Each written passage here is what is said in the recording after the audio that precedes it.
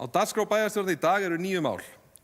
Fundargerð bæjarráðs frá 5. og 12. júní, fundargerð umhverfis- og skipulagsráðs frá 6. júní, fundargerð velferðarráðs frá 5. júní, fundargerð menntaráðs frá 6. júní, fundargerð stjórnar eignarsjóðs frá 10. júní, fundargerð atvinnu- og hafnaráðs frá 12. júní, atvinnustefna Reykjanesbæjar 2025 til 2035 fyrri umræða, kosningar til 1 árs samkvæmt samþykktum stjórn Reykjanesbæjar og fundarsköp bæjarstjórnar númer 1150/2024 og svo sumarleyfi bæjarstjórnar. Kæru bæjarfulltrúar, við ætlum þá að hefja bæjarstjórnarfundinn og byrjum á fyrsta máli, fundargerðum bæjarráðs frá 5. og 12. júní og orðið laust fundargerðar. Guðný Birna Guðmundsdóttir, gjör svo vel.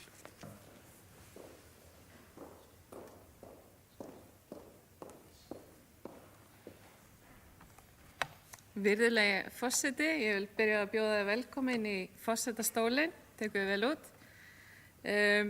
Mér það bæði ljúft og skylt, kæru bæjarfulltrúar, að fara hér yfir fundargerðir bæjarráðs sem formaður þess ráðs og vil hefja yfirferð á máli 1 frá fundinum þann 5. janúar síðastliðinn. Valkostagreining vegna sameiningar sveitarfélaga. Þarna liggur fyrir bókun frá bæjarstjórn sveitarfélagsins Voga þar sem að þau taka fyrir síðari umræðu valkostagreiningu vegna sameiningu. Þarna einungis borið fyrir sig að formlegum viðræðum sé hafnað vegna skorts á tíma. Á undan þeim bókaði Suðurnesjabær að þau hefðu ekki áhuga að halda áfram í formlega viðræður að svo stöddu einmitt vegna skorts á tíma til næstu kosninga. Bæjarstjórn Reykjanesbæjar bókaði hjá sér að við hefum verið til í formlegt samtal sameiginlegan rekstur sveitarfélaga á Suðurnesjum en það ljóst að nú verður ekki frekar aðhafst í málinu að svo stöddu. En ég vil segja það hér að þrátt fyrir ýmsar ástæður bæði með og á móti sameiningu þá eru allar líkur á því að það sé rekstrarlega hagkvæmt að Suðurnesin séu hér eina heild. Einnig vil ég taka það fram hér að það er sérstakt að Reykjanesbær sem greiðandi nú á 78–80% af öllum okkar sameiginlegum kostnaði sé ekki stærri hagaðili í ákveðnum stjórnum og verkefnum. Hvað er sanngjarnt og hvað er það ekki? Það er eitthvað mál sem við höfum huga á að skoða nánar en þetta er bara orðið að sanngirnismáli fyrir okkur og eitthvað sem að Reykjanesbær mun skoða nánar til framtíðar. Það er að segja þáttaskil og hlutverk og stærð þessa sveitarfélags á Suðurnesjum og rödd okkar út af við. Nú varðandi lið 2, mælaborð janúar til mars 2025. Hér vil ég hrósa sviðsstjórum okkar fyrir góða og mjög upplýsandi vinnu. En þarna mælaborð starfsemi sviðana á fyrsta ársfjórðungi þessa árs. Ég mun í kjölfari ræða við sviðsstjóra að þau munu mæta ársfjórðungslega á fundi bæjarráðs með þessar skýrslur því þetta eru mikilvægar upplýsingar sem við getum rýnt nánar. Nú varðandi fund bæjarráðs, kæri forseti, númer 1520 frá 12. júní vil ég einnig ympra hér á nokkrum hlutum.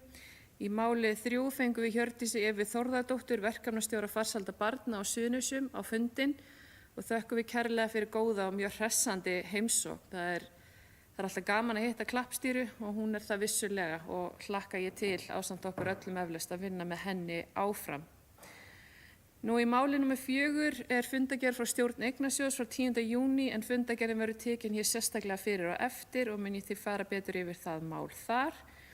En að lokum, virðulegi forseti, þá vil ég hér rétt í lokin vekja athygli bæjarfulltrúa á máli númer 11, umsagnamáli samráðsgátt áform endurskoðun laga tekjustofnum sveitarfélaga, það er að segja skattlagningu orkumannvirkja. Þið hafið eflaust heyrt mig ræða þetta mál hér fram og tilbaka en þarna kominn góður taktur í þetta mál og þarna opið í samráðsgátt stjórnvalda umsögn endurskoðun laga tekjustofn sveitarfélaga þar sem lagt til að fella úr gildi undanþágu rafveitna frá fasteignamati en stærsti hluti mannvirkja á Íslandi til orkuframleiðslu undanþeginn fasteignaskatti. Í málinu liggja 4 megin álitaefni, hvernig ákvarða skal fasteignamat rafveitna, hvernig álagning fasteignaskatts og dreifing fasteignaskatts tekna rafveitum milli sveitarfélaga fer fram, hvernig fer þau fámennu sveitarfélög þegar nýjar og mikla fasteignaskattstekjur orsaka að íbúar verða mun tekjuhærri en áður, þetta athyglisverð breyta þar inni, og að lokum hvernig að standa innheimtu fasteignaskattsins. Að mínu mati umsögn samtaka orkusveitarfélaganna góð og tók bæjarráð undir umsögnina sem gott. Meira var það ekki.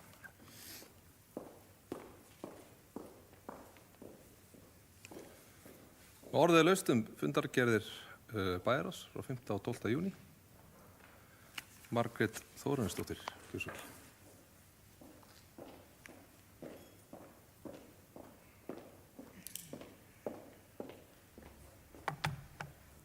Virðulegi forseti og aðrir viðstaddir, ég kem hér undir fundargerð bæjarráðs frá 12. júní, liður 1, erindi frá ríkislögreglustjóra. Fulltrúi umboðsmaður leggur mikla áherslu á að tryggt sé og verði að unnt sé að ráða þau 16 og 17 ára ungmenni sem lögreglustjóri bendir á í nýlegu bréfi inn í vinnuskóla Reykjanesbæjar í sumar. Ljóst er að vinna fyrir þennan aldurshóp hefur mikið forvarnargildi eflir tengsl við samfélagið og dregur úr áhættuhegðun og félagslegri einangrun. Þrátt fyrir að fjárhagsáætlun hafi verið samþykkt í desember síðastliðinn og bréfið borist seint, þá afsakar það ekki að brugðist verið hratt og ábyrgðarfullt við þessu mikilvæga máli. Ekki hefur verið tekin ákvörðun en enda formanni bæjarráðs farið að vinna áfram í málinu. Það skiptir miklu máli að sýna pólitískan vilja og finna þær 10 milljónir sem ræðir en það er talið að verkefni muni kosta það. Fulltrúi umboðsmaður hvetur eindregið formann bæjarráðs og meirihlutann, Framsóknarflokks, Samfylkinguna og beina leið til að gera það sem þarf. Þetta er spurningu forgangsröðun. Þar sem við veljum að fjármagna verkefni segir meira en öll loforð. Einnig langar mig til að hrósa frumkvæði bæjarfulltrúa Sjálfstæðisflokksins Helgu Jóhönnu Oddsdóttur sem hvetur fyrirtæki til að taka við þessum ungmennum í grein í Víkurfréttum. En sú ábyrgð ætti ekki eingöngu að hvíla á einkaaðilum, ábyrgðin er hjá sveitarfélaginu og Reykjanesbær verður að ganga á undan með góðu fordæmi. Ég óska að þetta verði bókað. Og virðulegur forseti, ég kem hér einn undir lið 3 farsæld barna á Suðurnesjum. Ég fagna innilega því mikilvæga samstarfsverkefni sem nú er hafið innleiðingu farsældalaga á Suðurnesjum í formi farsældarráðs og svæðisbundinnar aðgerðar áætlunar. Verkefni fellur vel að þeirri sýn sem við í umboð höfum, að þjónusta við börn og fjölskyldur sé samfelld, samræmd og manneskjuleg. Það er sérstaklega ánægjulegt að sjá að lögð er áhersla á samþykkingu þjónustu í þágu barna og fjölskyldna og tryggja að hún byggi á samvinnu, skilningi og lausnamiðaðri nálgun. Einnig mikilvægt að þátttaka fagfólks, kjörinna fulltrúa og ekki síst notenda þjónustunnar, barna og fjölskyldna sé í forgrunni. Þannig byggjum við upp þjónustukerfi sem virkar í raun og mætir fólki þar sem það er statt. Umboð lýsir fullum stuðningi við þetta verkefni og mun fylgja því eftir með ábyrgð og einurð. Við sjáum skýrt tækifæri til að efla þjónustu og samráð á Suðurnesjum og tryggja að farsæld barna verði ekki aðeins markmið á blaði heldur lifandi stefna í framkvæmd. Ég óska að þetta verði bókað. Takk fyrir. Orðið er laust. Það er ekki fleiri sem á að óska eftir að taka til máls. Og þeir sem samþykkt geta fundargerðir bæjarráðs frá 5. og 12. júní, minnstilega skýði merki. Það eru þá samþykktar 11:0. Þá tökum við fyrir annað mál á dagskrá fundarins, en það er fundargerð umhverfis- og skipulagsráðs frá 7. júní. En hér eru nokkuð mál sem þarf að taka til sérstakrar umræðu og samþykktar áður en að fundargerðin í heild sinni er tekið til umræðu. Og við ætlum að byrja þar á 3. máli, Aðaltorg nýtt deiliskipulag. Orðið er laust. Nú þeir sem samþykkt geta minnstilegast gefið merki. Er það 10:0? Já, það er 11:0. Þakka þér fyrir. Þá er það 4. mál, breyting á deiliskipulagi, Vogshóll, Sjónarhóll. Orðið er laust. Það er engin óska eftir að taka til máls. Og þeir sem samþykkt geta minnstilegast gefið merki. Það er samþykkt 11:0. Þá er það 5. mál, Njarðarbraut 11, aðkoma á lóð. Orðið er laust. Hér hefur engin óskað eftir að taka til máls. Þeir sem samþykkt geta minnstilegast gefið merki.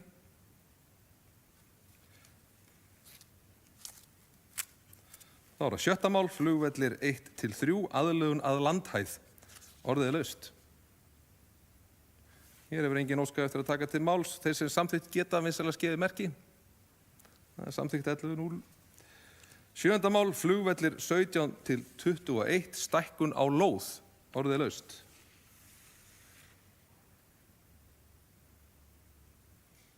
Róbert Jóhann Guðmundsson, gjörðu svo vel. Forseti, kæru bæjarfulltrúar, ég ekki viss við þurfum að taka þetta mál fyrir því var frestað á fundi USK, þannig að við þurfum ekki að kjósa þetta mál núna. Takk fyrir.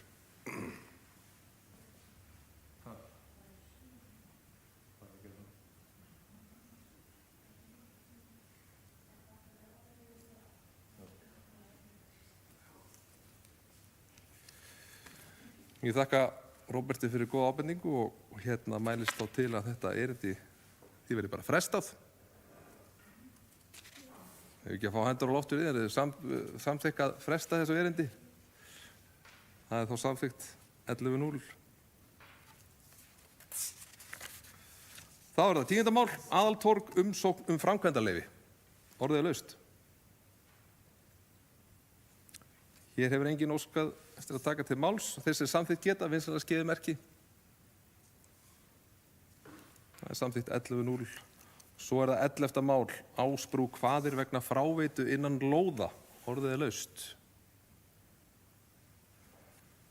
Hér hefur enginn óskað eftir að taka til máls. Þeir sem samþykkt geta 11. mál, vinsamlegast gefið merki. Það er hér samþykkt 11-0. Og þá ber ég hér upp fundargerð umhverfis- og skipulagsráðs í heild sinni.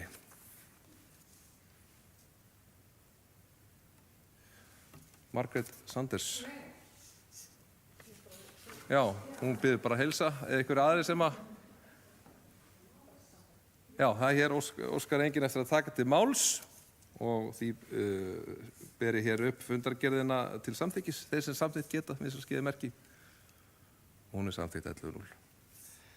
Þá tökum við fyrir 3. mál á dagskrá fundarins. Það er fundargerð velferðarráðs frá 5. júní. Orðið er laust. Sigurrós Antonsdóttir, gjörðu svo vel.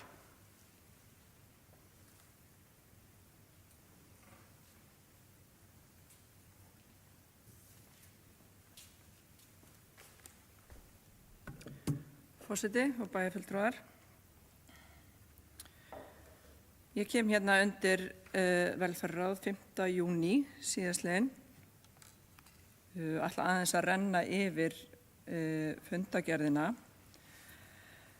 En já, undir máli númer 1, það hefur nú komið hérna áður upp, bara var verið að tala um það áðan, það er farsældarráð Suðurnesja og þar einmitt kom Hjördís, verkefnastjóri farsældarráðs og kynnti fyrir undirbúningsstarf fyrir stofnun ráðsins.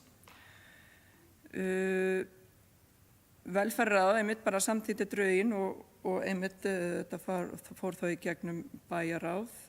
Ef ég man rétt þá sagði einmitt Hjördís að þegar það verið skrifað undir þetta 23. þessa mánaðar að mér skilst, þá erum við fyrst hér á landinu sem erum að taka þátt í þessu, þannig að ég fagna því. Síðan er að mál númer 2, það er Velferðarnet Suðurnesja, það er lokaskýrsla. Það er alveg ótrúlegt að sjá að það búið að vinna í 5 ár af þessari skýrslu, en hún byrjaði bara í janúar 2020. En þarna kom hún Eydís Rós, verkefnastjóri Velferðarnets Suðurnesja, og lagði fyrir þessa, og kynnti okkur fyrir þessa lokaskýrslu. Mér finnst svolítið svona Velferðarnet Suðurnesja vera bara svipað og farsældarráðið. Þetta er svona eiginlega svolítið svona samráðsvettvangur hérna við á svæðinu. En þetta er einmitt samstarfsverkefni sveitarfélagana á Suðurnesjum og 4 ríkisstofnana. Og markmið aðgerðanna í Velferðarnetinu var að efla þjónustu við íbúa, samræma þjónustu með velferð og lífsgæði íbúa í fyrirrúmi. Það sem okkur fannst svolítið svona, já, það komu pínu umræður hérna með flaggskipið Velkomin til Suðurnesja sem er suðurnes.is. Hvar svona eigum við að láta það lenda, eigum við að láta það fara kannski inn í örugg Suðurnes eða hvar er svo bara vefsíða, hvar eigum við að hafa hana? Jú, við ætlum að hafa hana náttúrulega áfram, en þar kemur einmitt þarna fram að þegar fólk flytur til Suðurnes þá getur það farið inn á suðurnes.is og þetta er svona lendingasíða af opinberum síðum svæðisins, það sem er unnið við einmitt 9 þemu. Fyrstu einmitt skrefin, það er húsnæði, atvinna, börn og fjölskyldur, samgöngur, afþreying og menning, velferð og heilsa, menntun fullorðinna og einmitt endurvinnsla og úrgangur. Þetta er bara allt annað inn á þessari síðu og ég veit til þess að fólk í framlínunni er að nýta sér þessa síðu bara til að leiðbeina fólki sem bara hefur ekki alveg upplýsingar þessa hluti og einmitt líka bara ýmis málefni sem brenna á þeim þegar þau flytja til Suðurnesja. Þannig þetta er bara, og þarna bókum við einmitt velferðarráð að við fögnum þessa skýrslu og margt hefur áunnist á þessum 5 árum og þá ekki síst í sjálfbærni í þjónustu við íbúa á sviði félags-, mennta- og heilbrigðismála hjá opinberum stofnunum á Suðurnesjum. Þetta er mjög verðugt og flott verkefni sem hefur verið leitt með því að markmiði að styrkja þverfaglegt samstarf þjónustuaðila í nær samfélagi íbúa og tengslanet á milli framlínu fólks á velferðarsviði þvert á stofnunum á Suðurnesjum. Þannig að þarna eru 2500 manns sem hefur einmitt verið að vinna í því og þessi skýrsla, ég legg til að þið kíkið í skýrsluna því hún er alveg 54 blaðsíður, hún er smá lesning, en þetta er mjög flott verkefni. Síðan er það 3. mál, það er þjónusta við umsækjendur alþjóðlega vernd. Þetta er áhrif uppsagnar á samningnum. Og eins og flesti vita þá hefur Vinnumálastofnun sagt upp samningnum á landsvísu reyndar, þannig að við erum ekki einn sem var verið að segja upp samningnum. Þarna fór Hilma Hólmfríður, teymisstjóri, yfir samantekt og áhrifin uppsagnar samningsins. En við vildum bara koma framfæri líka bara kannski að Reykjanesbær hefur verið leiðandi á landsvísu þegar kemur að málefnum umsækjendum alþjóðlega vernd frá árinu 2004. Unnið hefur verið einmitt gríðarlegt mikilvægt starf og vill ráðið þakka öllum þeim sem hafa staðið í framlínunni við þetta verkefni. En að sama skapi þá hefur uppsögn á samningnum þjónustu við umsækjendur alþjóðlega vernd mikil áhrif á skrifstofu á velferðarsviðs, sem var ekki gert ráð í fjárhagsáætlun 2025 á þessu ári. Og já, má gera ráð fyrir að halla á samningunum er alltaf 15 til 20 milljónir í ár. En starfsfólk Reykjanesbæjar er að gera allt sitt besta til að minnka þann skaða. Til dæmis eru verið það eru náttúrulega íbúðir sem eru þarna sem Reykjanesbær var með á leigu fyrir þessa umsækjendur og það eru leigusamningarnir sem voru náttúrulega þar voru 6 mánuðir en náttúrulega samningurum voru 3 mánuðir. Þannig að þetta er bara verið að reyna að gera allt til að minnka þann skaða sem verður á því. En eins og núna þegar við sjáum það að þegar við erum ekki með þessa samninga þá verður áhrifin svolítið hér og þar í samfélaginu okkar. Það verður til dæmis velferðarsviðið hefur verið að borga sundkort til Reykjanesbær til dæmis. Það hefur líka verið að borga strætókort til Reykjanesbær og svo bara ýmislegt annað. Og það er ekki bara kannski á velferðarsviðið, það verður þá á önnur svið líka. Mál númer 4, reglur ferðaþjónustu fyrir fötluð börn á leikskólum og óskum endurskoðun. Þarna kom Ólafur Garðar, verkefnastjóri í málefni fatlaðs fólks á fundinn og fór yfir álit bæjarlögmanns varðandi erindi frá íbúa endurskoðun á reglum Reykjanesbæjar akstursþjónustu fatlaðs fólks. Og þarna er orðalag reglana, það gefur tilefni til að ætla að regluna nái ekki til yngri barna en 6 ára. Þannig að það er bara lagt til að regluna verði endurskoðar í þeim tilgangi að það nái til allra fatlaðra einstaklinga í sveitarfélaginu sem uppfylla skilyrði akstursþjónustu.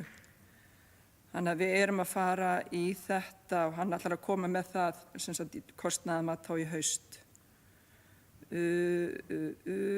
Má sjá.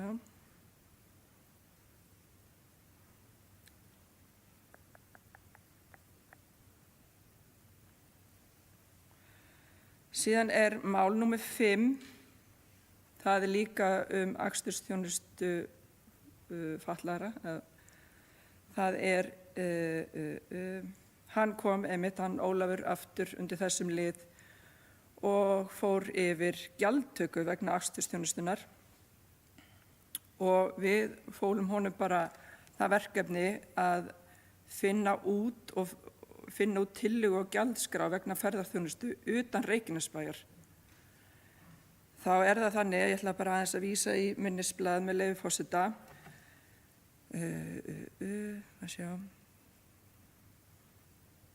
Já. Ólafi var sem sagt falið að kanna málið áfram og taka fram tölur hugsanlega kostnað við það sem veita akstursþjónustu utan sveitarfélagsins í meira mæli til þeirra sem vilja komast áfram þá í nám, vinnu og tómstundir. Í dag kostar hver ferð á höfuðborgarsvæðið fram og tilbaka með akstursþjónustunni tæpar 54.000 sem sveitarfélag greiðir.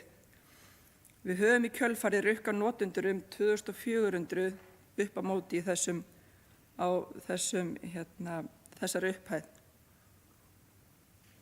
Og sú upphæð miðast við almenningssamgöngur sem fara hérna á milli. En mér langar bara líka vekja athygli á því að í dag hefur verið samþykktar allt að 920 ferðir fram og tilbaka frá höfuðborgarsvæðinu og nettókostnaður við þær ferðir eru rétt tæpar 47 milljónir króna.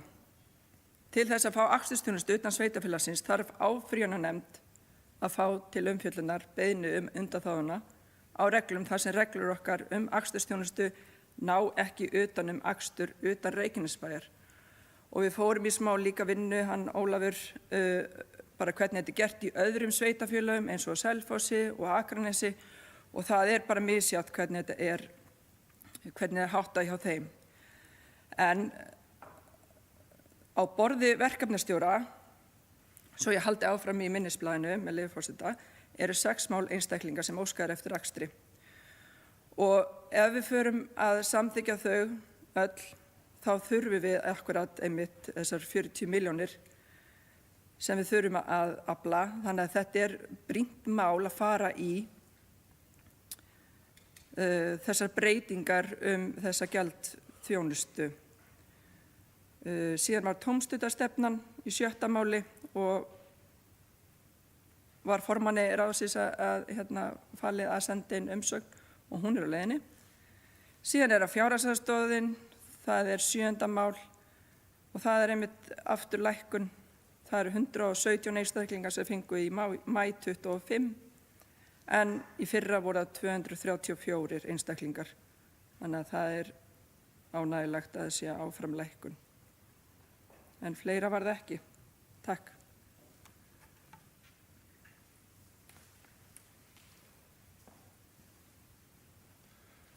Nú orðið laust fundargerð velferðarráðs. Margrét Þórarinsdóttir, gjörðu svo vel.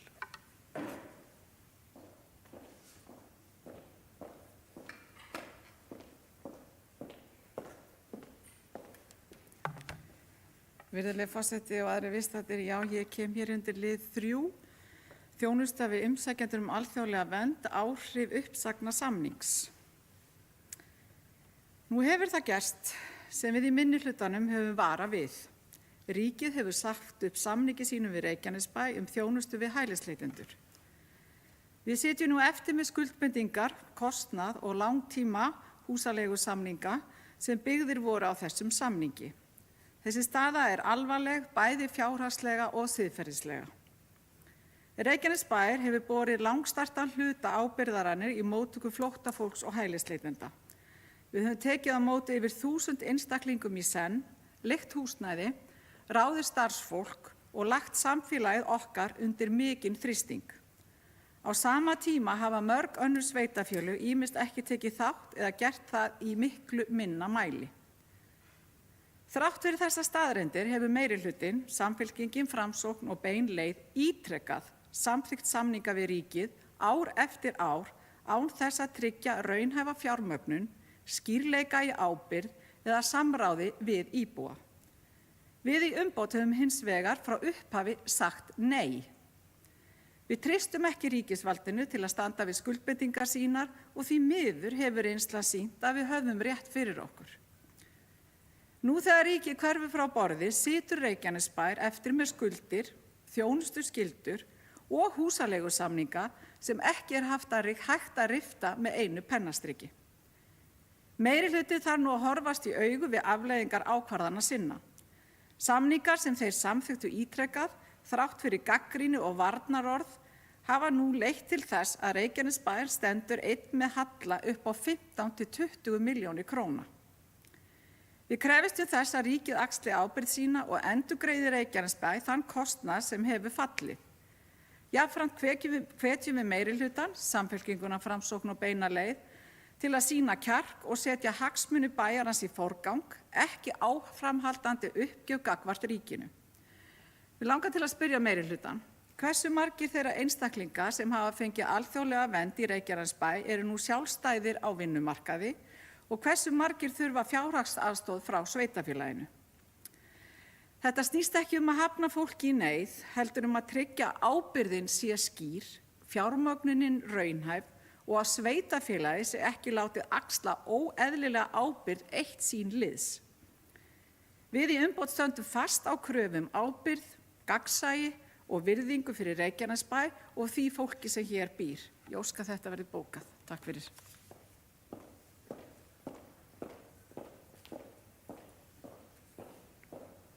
Orðið laust fundargerð. Margrét Sanders. Gjörðu svo vel.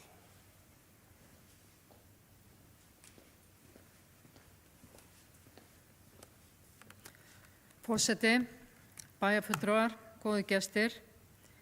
Ég vil taka undir orð bæjarfulltrúa Margrétar Þórarinsdóttur og lýsi við vonbrigðum með þessa upphæð sem við sitjum uppi með sem halli á samningnum verði alltaf 15 til 20 milljónir í ár og þetta bara lítill hluti því að mér sýnist að samningurinn eigi að taka gildi 1. ágúst. Þetta eru fáir mánuðir. Ég finnst samt aðeins óljóst í þessu minnisblaði sem vel, þetta gott minnisblað og gott að vinna út frá því. Hvað erum við að tala þegar við erum að tala kostnað? Því að ég á nú bara von á því að strætókort sem eru nefnd og nefnd ykkur upp að þar, að þau verði eftir sem áður greitt þá að Vinnumálastofnun hlýtur að vera. Það nú alveg ótrúlegt að þessar íbúðir sem við vorum að leigja, þar sem að umsækjendur með alþjóðlega vernd bjuggu í og eru farin að landinu og var reiknað þá með að aðrir kæmi í staðinn, að við sitjum uppi með tómar íbúðir og vonandi tekst okkur að vinna úr því og ef ekki þá myndi maður halda að í samningi kæmi fram að Vinnumálastofnun sé þar ábyrg.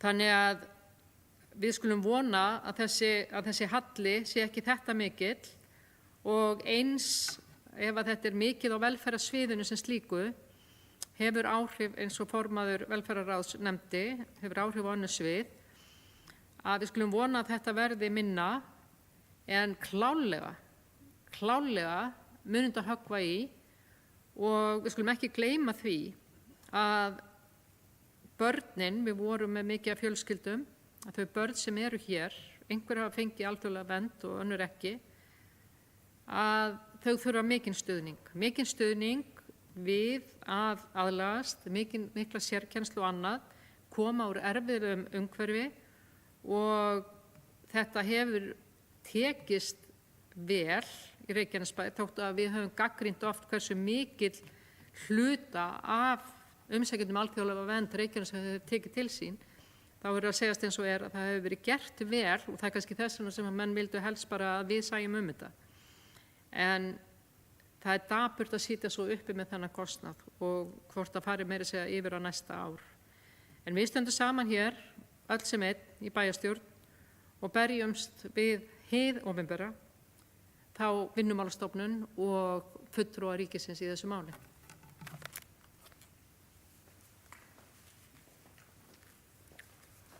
Nú orðið laust, Halldóra Fríða Þorvaldsdóttir, gjörðu svo vel.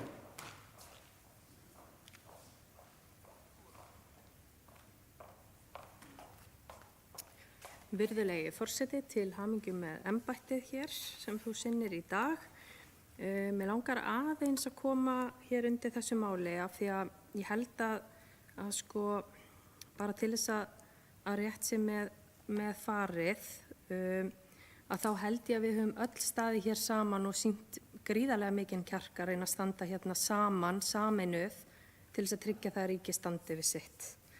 Og ég hef ekki upplifað hvorki frá meiri né minni hluta að þessi einhver uppgjöf gagnvart ríkinu, bara þvert á móti. Við höfum staðið hér í báðar lappir og unnið að því í sameiningu að tryggja það að sérstaklega þegar við fundum hérna mikið óréttlæti þegar mörgum einstaklingum var úthlutað húsnæði hér í okkar sveitarfélagi, að þá stóðum við þar saman öll og mótmæltum því og gerðum hér aðgerðaáætlun sem miðaði hvað helst að því að fækka einstaklingum í Reykjanesbæ sem eru umsækjendur alþjóðlega vernd sem eru ekki innan okkar þjónustu, og það gekk bara mjög vel og eiginlega vonum framar eins og við höfum komið hérna inn á oftar en einu sinni að núna er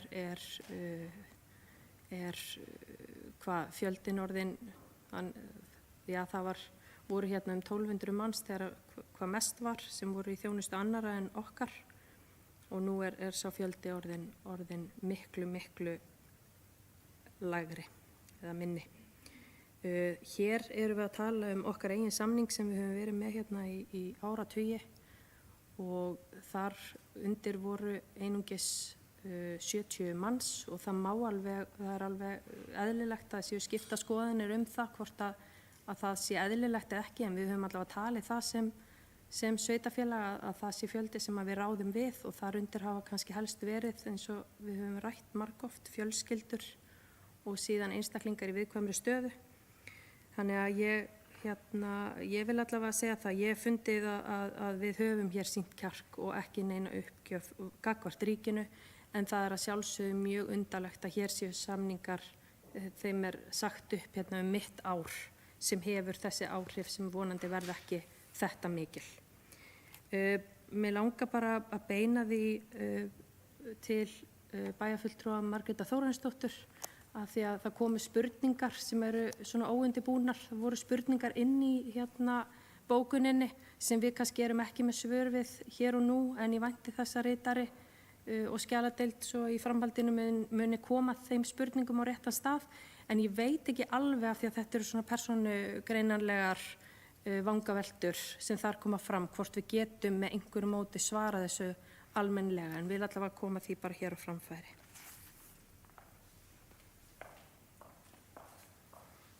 Orðið laust fundargerð velferðarráðs. Guðný Birna Guðmundsdóttir.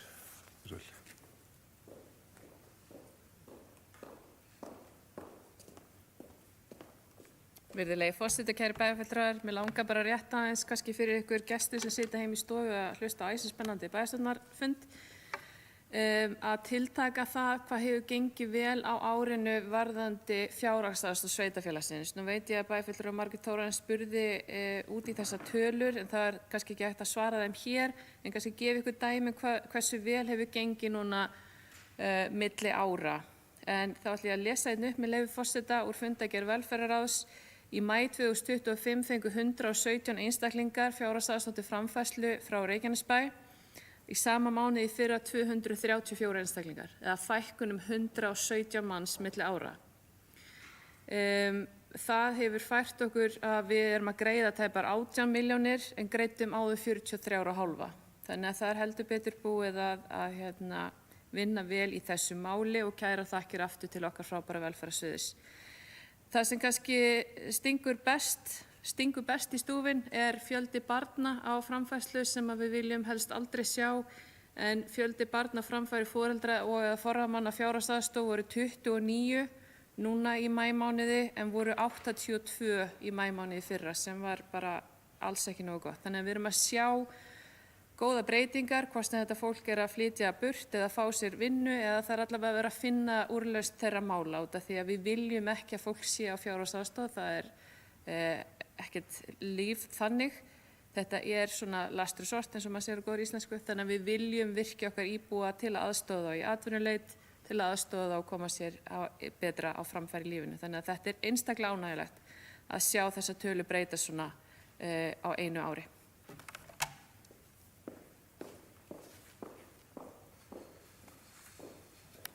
Orðið laust fundargerð velferðarráðs. Margrét Sanders, gjörðu svo vel.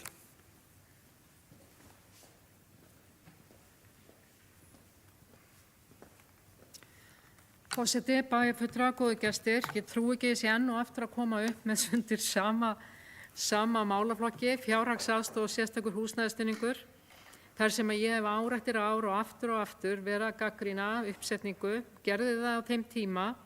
Ég tek undir með bæjarfulltrúa Guðni Birnu að það ánægjulegt að sjá minnkun. Það lækkun, færri einstaklingar, lægri fjárhæðir. En ég vil ítreka að við gerðum athugasemd við uppsetninguna vegna þess að það vegna samninga út af samræmdri móttöku, fólki út af alþjóðlegri vernd eða flóttafólki, að það var að rugla þessa samanburðartölur og við vorum sameiginlega að óska eftir þetta broti betur niður og formaður Sigurrós var einmitt að nefna það sérstaklega og var það fær úr hrós fyrir það, af því að við erum kannski að horfa hvernig hefur þetta þróast og það svo rétt sem kom fram hjá bæjarfulltrúa Guðni Birnu að það markmið hvers sveitarfélags að koma fólki til virkni og í vinnu. En það sem áhugavert líka að einstaklingur að meðaltali, að upphæðin að meðaltali og var í fyrra 153.000 er núna í ár 153.000, var í fyrra 185.000 á hvern einstakling. Það líka mjög athyglisvert. En aftur að það hefði verið gott að sjá hver raunveruleg fækkun, væntanlega hún einhver miðað við þennan fjölda.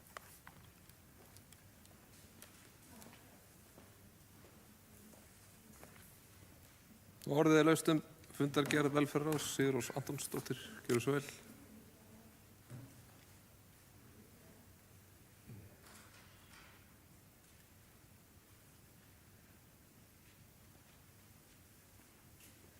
Já, forseti, til hamingju með embættið, fyrirgefi ég. Bæjarfulltrúar, ég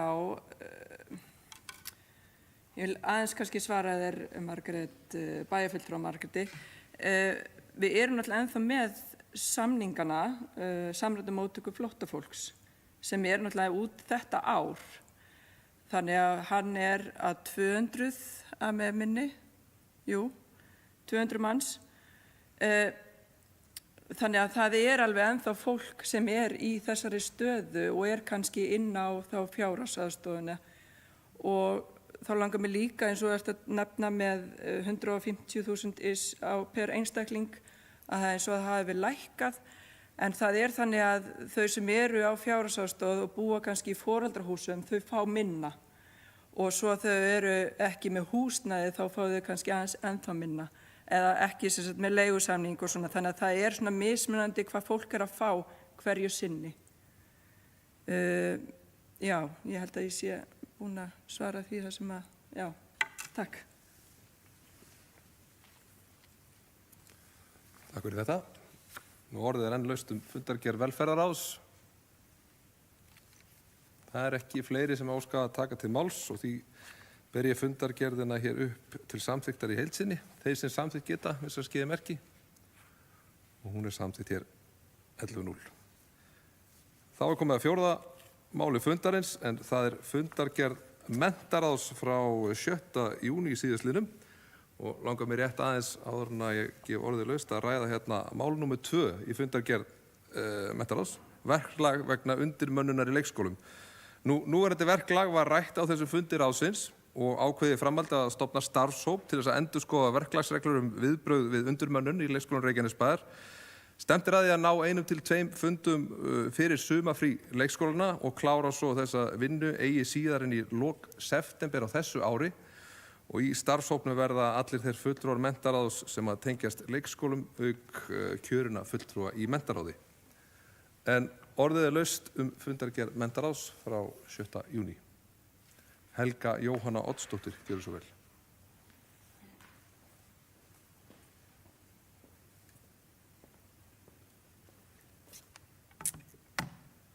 Virðulegi forseti, til hamingju með þetta hlutverk í fyrsta sinn og kæru bæjarfulltrúar.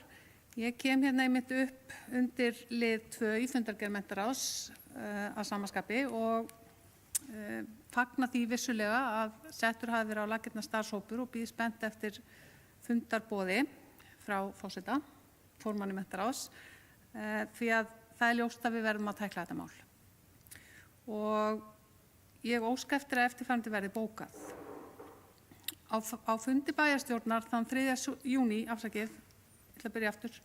Á fundi bæjarstjórnar þann 3. júní síðastliðinn bárust svör við þeim spurningum sem undirrituð fyrir hönd bæjarfulltrúa Sjálfstæðisflokksins hafði lagt fram á fyrri fundi og lúta manneklu og lokunum í leikskólum, lokunum deilda í leikskólum. Í svörunum kom fram að unnið væri samkvæmt verklagi viðbrögð við manneklu við lokun deilda. Ekki fengust skýr svör við því hvaða áætlun væri í gangi til að leysa vandann og koma í veg fyrir endurteknar lokanir eins og spurt var heldur einungis hver væru viðbrögð við vandanum og hverjir kæmu að því að ræða einstaka tilvik. Frá því að við bæjarfulltrúar Sjálfstæðisflokksins vöktum athygli á málinu hefur þó eitthvað verið brugðist við og ráðning 2 starfsmanna leyfð í Stapaskóla. Í fyrirspurn okkar tókum við fram að spurt væri skólaárið tímabilið frá 1. september 2024 til 1. maí 2025. Ég vona að betri staða á vorun í Heiðaskóla sé komið til að vera þó hennar hafi ekki verið getið sérstaklega í fundargerð menntaráðs. Svo virðist sem menntaráð hafi kosið að líta eingöngu á það sem af árinu 2025 og sleppa þannig að minnast á að vandi Heiðarsels á haustmánuðum 2024 hafi verið alvarlegur. 16 skipti á haustönn og 4 sinnum varði lokun deildar í heilan dag. Stapaskóli hafði skert þjónustu 12 sinnum, þar af 9 sinnum á vorun, en í 10 skipti af þessum 12 varði lokun í heilan dag, þrátt fyrir nýtt fyrirkomulag í dymbilviku. Þau börn sem hafa oftast lent í skerðingum í heilan dag hafa þurft að vera heima í 4 daga. Tekið fram í svörunum að foreldrar hafi ekki þurft að greiða fyrir þann tíma sem skerðing varir frá áramótum. Ég segi nú bara með léttum tón, skárra væri það nú að greiða fyrir þjónustu sem ekki veitt. En við bæjarfulltrúar Sjálfstæðisflokksins fögnum því vissulega að menntaráð skuli hafa tekið málefni til umfjöllunar og að stofnaður verði starfshópur til að vinna að lausn vandans. Ljóst að þessi staða innan leikskóla Reykjanesbæjar veldur miklu álagi á starfsfólk. Stöðuna verður að leysa svo draga megi úr álagi og koma í veg fyrir þá miklu röskun sem skerðing þjónustunar hefur á barnafjölskyldur í Reykjanesbæ. Ég leyfi mér að ítreka þau börn sem hafa oftast lent í skerðingum í heilan dag hafa þurft að vera heima í 4 daga. Líkt og getið í svörum við fyrirspurninni hefur frídögum í leikskólum fjölgað umtalsvert undanfarin misseri vegna styttingar vinnuvikunar, meðal annars með lokunum leikskóla á milli jól og nýjárs og skráninga í dymbilviku.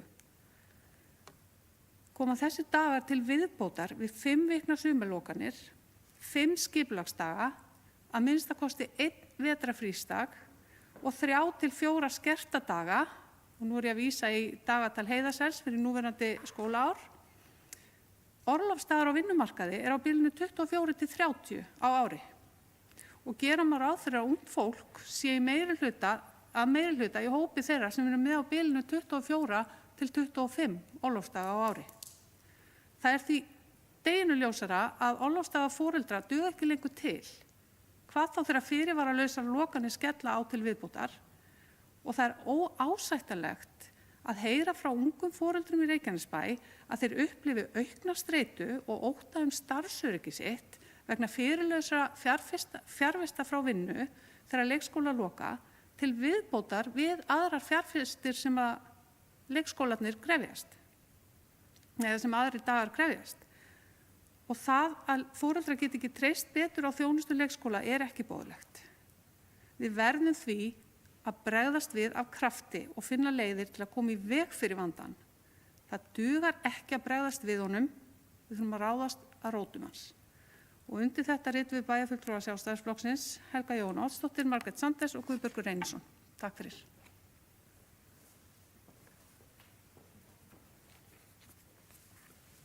Orðið er laust, fundargerð menntaráðs. Guðný Birna Guðmundsdóttir, gjörðu svo vel.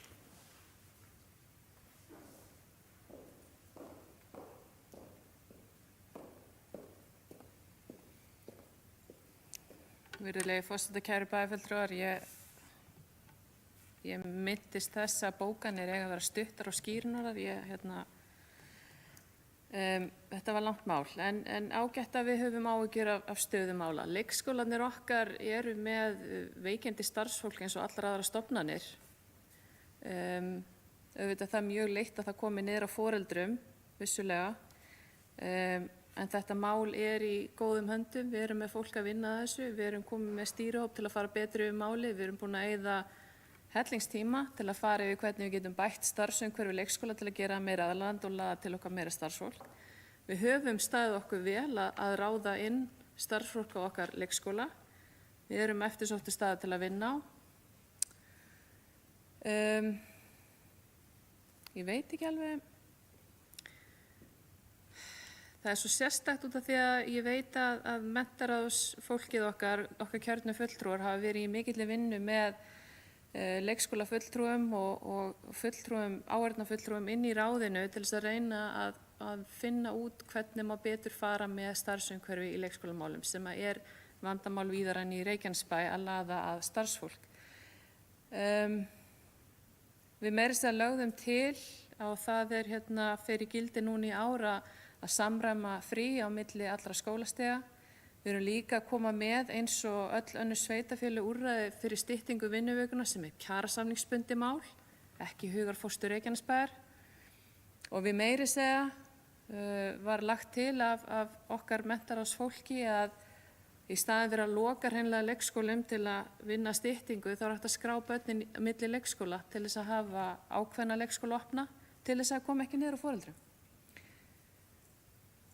Við höfum einnig, ólíkt Kópavogsmódelinu, ekki hækkað leikskólagjöld eftir 2 daginn upp úr öllu valdi.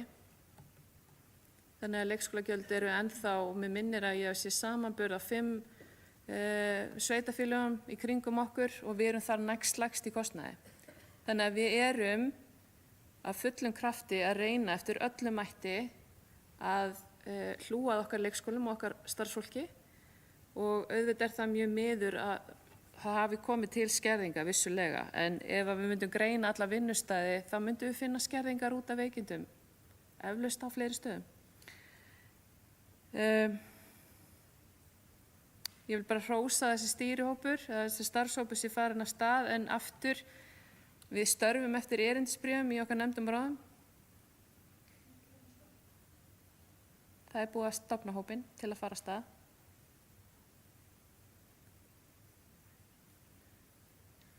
Starfshópurinn hefur verið stofnaður og fer af stað og það er mér svo komin inn í tillöguna þarna frá síðasta fundi hvenær hann ætlar að skila tillögum og það verður fyrir hausti eða í lok september í síðasta lagi.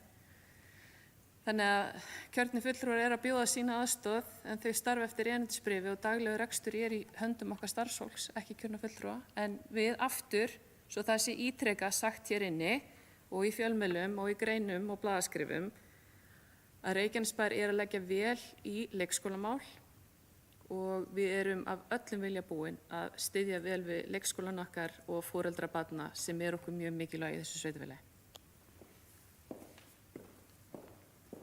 Þakka þér fyrir. Svona bara rétt til að árétta þá var þessi starfshópur, hann var samþykktur á síðasta fundi menntaráðs og ég sem formaður menntaráðs hef átt samtal við leikskólafulltrúa og sviðsstjóra menntasviðs og við erum búin að finna þarna 2 tíma og nú liggur bara máli hjá leikskólafulltrúa að senda út fundarboð. Þannig að svo er staðan. En orðið er ennþá laust fundargerð menntaráðs. Helga Jóhanna Oddsdóttir, gjörðu svo vel.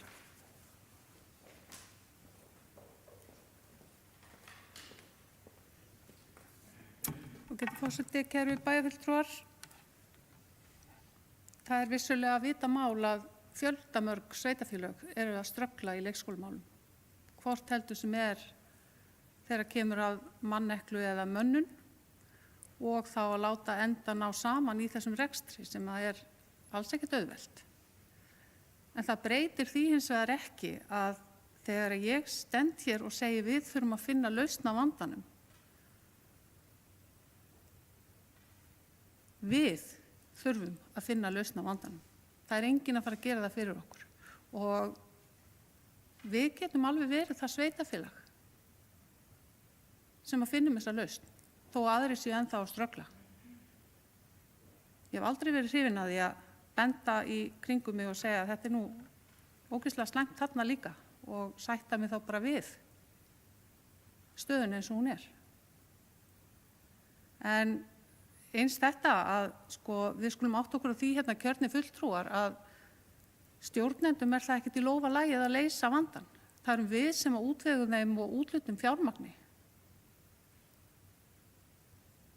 Og þeir geta því ekkert farið sínar eigin leiðir og leita leiða, þrátt fyrir að ég viti það vel að hér í Reykjanesbæ erum við með einvala lið í leikskólunum. Og svo heppin að stærstur kjarnin búin að vera, nú eru sínir mínir 21 árs og það ennþá sama fólki sem eru þvílík verðmæti. En þarna kemur kjarni málsins. Við þurfum að hlúa að þessum verðmætum, þau ekki sjálfgefin. Og það að önnur sveitarfélög sé að ströggla í leikskólamálum eða hvort að Kópavogsleiðin virki eða ekki, þar kemur málun ekkert við. Við þurfum bara að finna leið út úr þessum vanda og við getum gert það sjálf. Þurfum ekki að bíða eftir að hann leysist á landsvísu. Takk fyrir.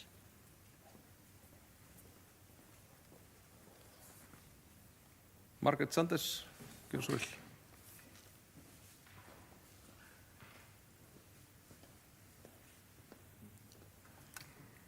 Forseti, bæjarfulltrúar, góði gestir. Nú þetta í þriðja skipti sem ég kemur upp í pontu og vil óska til hamingju með að taka við sem forseti hérna núna, sem varaforseti og í fyrsta skiptið og stendur þið vel að auðvita. Varðandi leikskólamálin, þá langar mig að nefna að 1. apríl 2022 birtist grein eftir oddvita Samfylkingar og þáverandi fulltrúa í fræðsluráði, þar sem að tala var að nú fljótlega verður boðin út nýbygging við Stapaskóla og gert ráð fyrir 120 börnum sem munu leysa af 85 barna núverandi leikskóla sem bráðabirgðahúsnæði. Það verður ekki komið. Það eru ýmsar áskoranir sem hafa verið í leikskólamálum og auðvitað best að menn geri eins og fræðsluráð gerði, standi saman, komi í veg fyrir að hlutinni fari í óefni eða sé ekki í lagi. Það sem kom mér verulega óvart og aðalástæðan fyrir að ég kem upp hér að það grein á síðu Reykjanesbæjar með yfirskriftinni Örvöxtug og öflug uppbygging staða leikskólamála í Reykjanesbæ. Þetta vantarlega byrja bara allt vegna þess að við bara óskum eftir akkur verið að loka, hvað verið að gera og eitthvað svona. Og í framhaldi hefur orðið umræða í fjölmiðlum leikskólamál sem að snýr ekki okkur heldur að foreldrum. En það sem að mig langar að spyrja bæjarstjóra hvort að það sé vaninn að svona greinar sem við horfum nú á svolítið pólitískar, miðað við hvernig hún sett fram og annað, að þær séu svokallað sponsoraðar eða greiddar fyrir, þannig að þær birtast mjög ört á samfélagsmiðlum. Þá myndi maður ætla að 17. júní dagskráin myndi vera mjög merkileg og hún ætti að vera auglýst á samfélagsmiðlum eða aðrar fréttir sem birtast á samfélagsmiðlum sem að varða íbúana miklu. Ég ger ekki athugasemd við ef að almennt að það sé leið Reykjanesbæjar að koma fram einhverjum alvarlegum eða miklum eða góðum upplýsingum til bæjarbúa, það vel, en að þetta sé eina greinin af þeim sem að ég fletti, ég fór nú ekki aftur, mjög langt aftur, en það var engin önnur frétt að mér vitanlega sem stóð við á Facebook sponsored eða kostuð. Þannig að ykkur mjög mikið í mun greinilega að fá þetta fram á samfélagsmiðlum og það kom mér á óvart og væri gott að heyra í bæjarstjóra varandi þetta, starfandi bæjarstjóra. Takk. Halldóra Fríða Þórhallsdóttir, starfandi bæjarstjóri, gjörðu svo vel.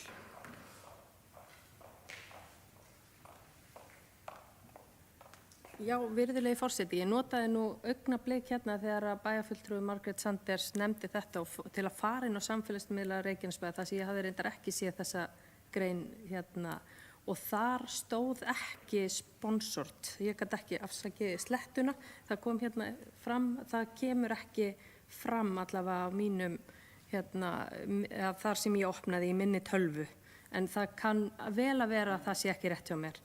En ég held að þessi greinaskrif séu líka sprottin út frá því að það hefur verið bara mjög mikil umræða í samfélaginu okkar þessi mál núna í svolítinn tíma og að þarna sé líka bara verið að tryggja það að við séum að setja út, og þegar ég segi við þá ég hugsa bara starfsfólki okkar, sé að setja út bara réttar upplýsingar.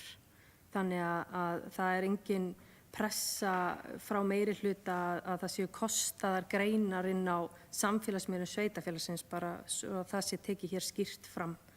En hérna það getur vel verið að birtist kannski ég sé að bæjarfulltrúar eru hér að skoða í símanum sínum. Það getur vel verið að það birtist í símanum með slíkum hætti. Ég fór ekki í síman, ég kíkti bara í tölvuna. En þetta bara góð ábending. En ég bara, já, fullviss ykkur það að þetta partur. Ég sá að næsta frétt sem var þarna var saurgerlamengun. Núna eru bara mælingar, rauntíma mælingar og saurgerlamengun, af því við nú hér tala líka fráveitumál. Þannig að það voru ýmsar svona fréttir og svo dagskrá 17. júní og ýmislegt fleira svona. Þannig að ég ætla hér að vera með ágiskun að þetta sé til þess að koma líka bara skýrum skilaboðum út í samfélagið okkar þann öravöxt sem hefur verið í leikskólamálum og mun halda áfram svo það sé sagt. Og mér finnst svara þessu líka bara mjög skýrt en bara svona til þess að taka líka aðeins bara þátt í þessari umræðu þá fagna ég því að við séum að fara að fjalla bara með enn markvissari hætti leikskólamálin okkar. Við höfum og núverandi menntaráð hefur tekið málin líka föstum tökum varðandi það að reyna að tryggja bara gott starfsumhverfi í leikskólanum okkar. Og það voru þetta væntingar eins og kemur fram í einu af því bréfi sem fylgdi með þessu máli að þær aðgerðir myndu líka bara skila góðum árangri. Og við þurfum alltaf að vera að einhvern veginn að uppfæra okkur og ég hef trú á því að þau sem hér eru inni sem eru okkar fulltrúar í menntaráði, hvort sem það eru meiri hluti að minni hluti, munu skila af sér góðu verki, en að sjálfsögðu það okkar svo að taka það og tryggja að það komist til framkvæmda. Og en ég bara eins og alltaf bara bjartsýn á þetta eins og önnur góð mál í okkar samfélagi.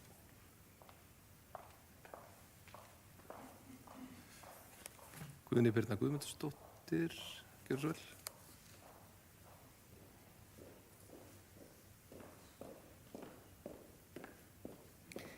Virðulegi forseti, ég verð að viðurkenna, ég man ekki hvort ég sé að koma upp í annað eða þriðja skiptið en annað, já, kæra þakkir.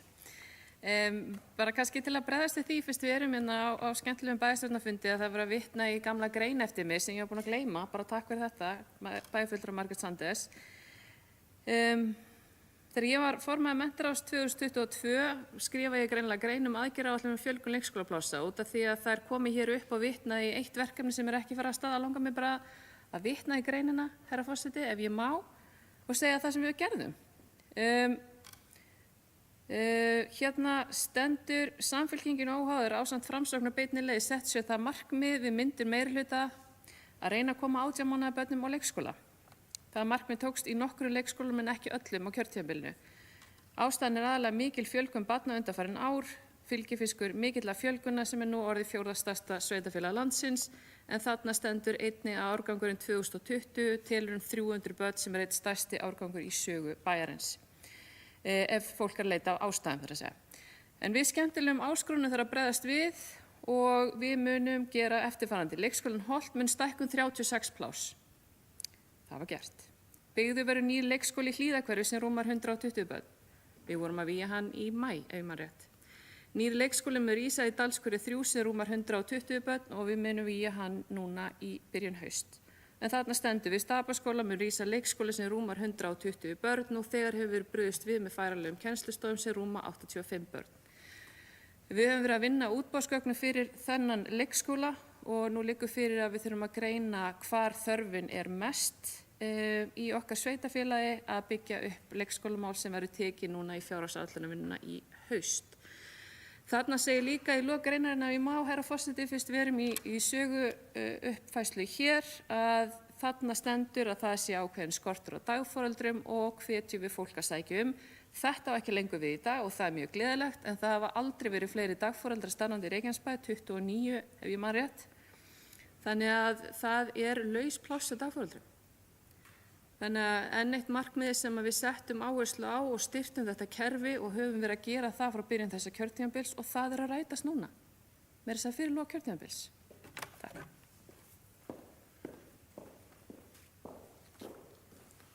Orðið laust, fundargerð menntaráðs.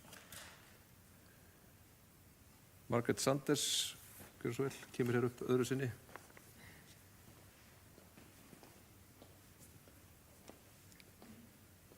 Forseti, bæjarfulltrúar, góðir gestir, bara svo það sé leiðrétt.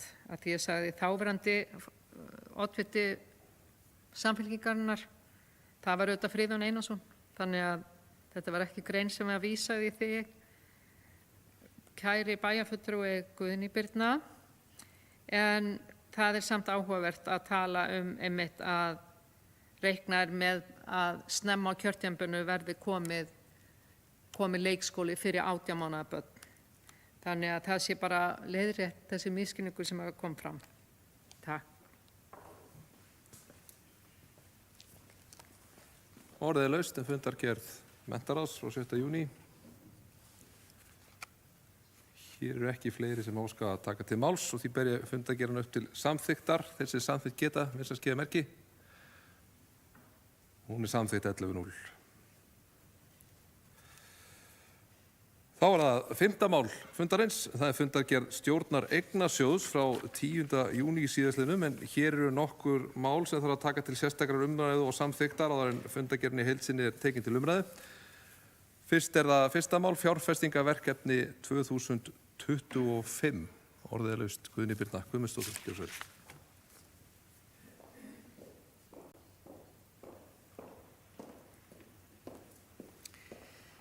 Virðulegi forseti, mig langar aðeins að koma hérna upp undir máli 1 í stjórn eignasjóðs fjárfestingaverkefni 2025. Ég vil hvetja bæjarfulltrúa til að kynna sér vel gögn fundarins sem eru ítarleg og skýr og vil ég þakka deildarstjóra eignaumsýslu fyrir góð og mjög fagleg vinnubrögð. Undir þessum lið ræddum við á fundinum forgangsröðun verkefna í fjárfestingu hjá Reykjanesbæ, en líkt og bæjarfulltrúar vita þá settum við 1,7 milljarð tæplega í fjárfestingar í ár. Sú upphæð nálgast fljótt þar sem við höfum náð að fjárfesta vel á fyrirpart ársins og veður hefur verið gott, þannig að við höfum keyrt áfram á umrædd verkefni. Uppbyggingarverkefnin eru fjöldamörg allt sveitarfélagið, þannig að það var rætt á þessum stjórnarfundi að mikilvægt væri að forgangsraða þeim fjármunum sem eftir eru í fjárfestingar á árinu. Á fundinu voru því lagt fram 3 valkostir.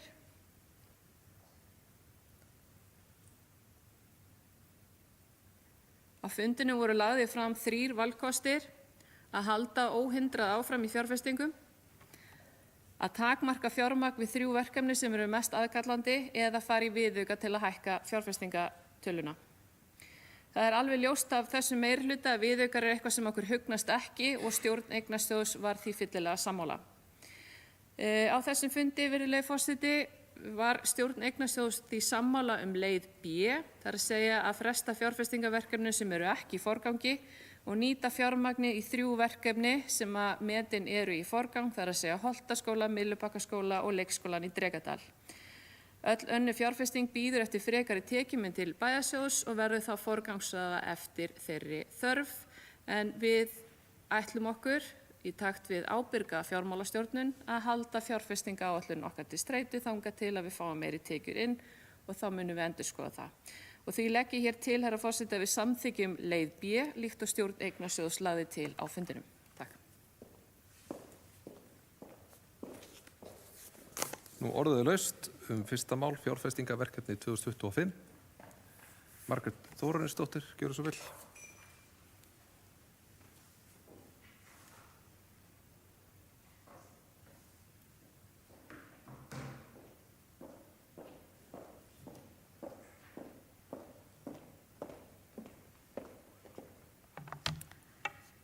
Virðulegur forseti og viðstaddir, já, ég kem hér undir lið 1, fjárfestingaverkefni 2025. Umboð lýsir miklum vonbrigðum með að meirihlutinn, Samfylking, Framsókn og Bein leið hafi samþykkt leið B við endurskipulagningu fjárfestingaráætlunar á bæjarráðsfundi þann 12. júní síðastliðinn. Leið B felur í sig frestun verkefna sem snúa beint að velferð barna og ungmenna, svo sem innanhúsframkvæmdir í skólum, tækjakaup og nauðsynlegar uppfærslur á leik- og grunnskólamannvirkjum. Á sama tíma blasir við veruleg kostnaðaraukning í einstökum verkefnum en engin heildarsýn hvernig skuli bregðast við. Þetta er ekki óhjákvæmileg lausn heldur afleiðingar vanstýringar. Ítrekað hefur verið gripið til viðbótar lántöku án yfirsýnar, fjárhagsáætlun ársins 2025 stenst ekki, stór verkefni hafa farið langt fram úr áætlun og enn og aftur er brugðist við með því að taka fjármuni frá verkefnum sem snúa að börnum og ungmennum. Í stað þess að horfast í augu við vandann og finna raunverulegar lausnir. Furðu vekur að ekkert samstillt mat virðist hafa farið fram milli sviða sveitarfélagsins. Er engin heildarstjórn á verkefnum?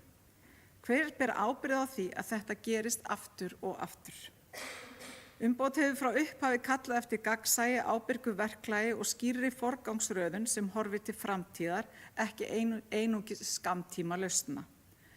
Við í minnihlutanum höfum bent á vaxandi skuldasöfnun, ósamhæfðar ákvarðanir og skort á skýrri og framkvæmdanlegri áætlun. Nú hefur það orðið ljóst að þetta er ekki einungis tilviljun heldur viðvarandi mynstur. Umboð getur ekki stutt fjárhagsáætlunina sem í reynd felur sér að grunnþjónusta sveitarfélagsins beri skellinn vegna mistaka stjórnenda. Við krefjumst þess að meirihlutinn viðurkenni alvarleika málsins og leggi fram aðgerðaráætlun ekki einungis í Excel-skjali heldur í verki með samráði, ábyrgð og skýrri stefnu til að stöðva þennan óstöðuga fjármálarekstur. Ég óska þetta verði bókað.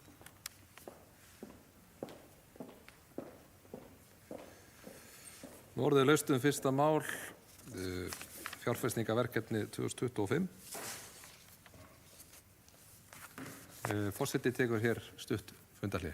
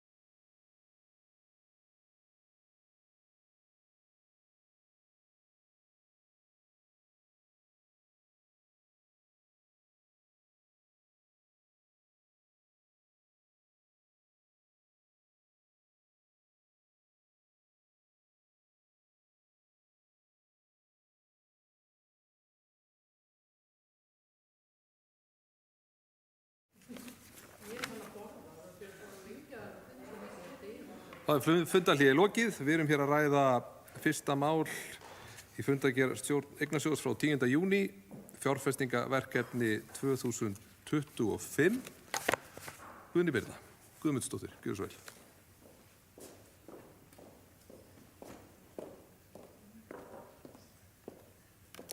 Virðulegi forseti, takk fyrir orðið. Meirihlutinn vill koma með bókun undir máli 1. Les ég hana hér upp með leyfi forseta. Varðandi fjárfestingaverkefni ársins 2025 hjá Reykjanesbæ er mikilvægt að meirihlutinn árétti að þau verkefni sem ákveðið var að forgangsraða fjármunum í á þessu ári snúa eingöngu að börnum og ungmennum. Myllubakkaskóli og Holtaskóli hafa verið hvað lengst í vinnslu í 4 og 5 ár. Starfsemi leikskólans í Drekadal er komin að hluta til inn í Keili og er mjög mikilvægt að opna þann leikskóla í haust. Með ábyrgri fjármálastjórn er meirihlutinn í takt við ráðleggingar fagmanna og allra stjórnamanna í stjórn Eignasjóðs voru sammála að taka hagkvæmar ákvarðanir í fjárfestingum á árinu. Þeim verkefnum sem er slegið á frest verða framkvæmd leið og fjármögnun gefur tilefni til. Og til að árétta það, virðulegi forseti, út af því að hér var haldið fram að við værum ekki innan fjárhagsáætlunar, við erum vissulega innan fjárfestingaáætlunar ennþá og þá sá peningur sem er eftir 430 milljónir ef ég man rétt verður forgangsraðað í þessi 3 verkefni þar til aðra tekjur og annað kemur í ljós. Svo það sé skýrt hér. Takk.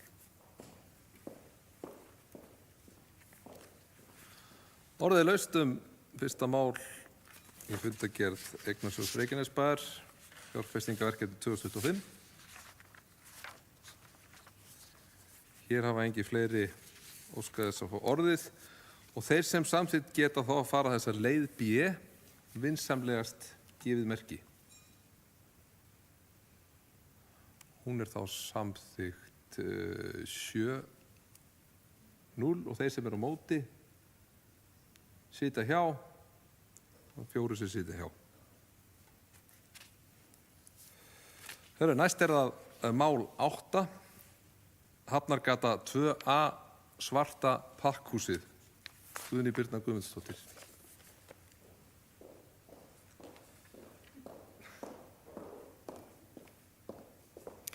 Virðulegi forseti, þessi 2 mál, liður 8 og 9, eru samhangandi mál ef ég má fjalla þau samhliða, virðulegi forseti.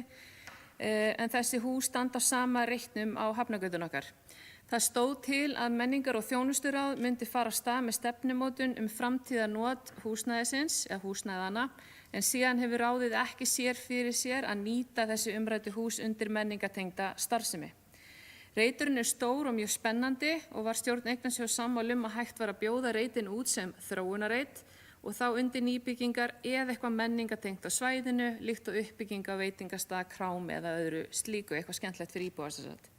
Þetta er spennandi mál fyrir uppbyggingu Reykjanesbæjar og óska ég því eftir því, herra forseti, að þessum 2 liðum verði vísað til umhverfis- og skipulagsráðs til frekari vinnslu, þar að segja til þess að hægt sé að setja verkefni af stað sem þróunareit. Takk.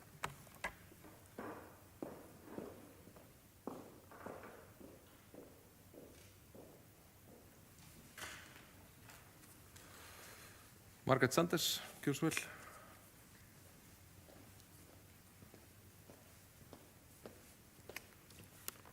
Forseti, bæjarfulltrúar, góðir gestir.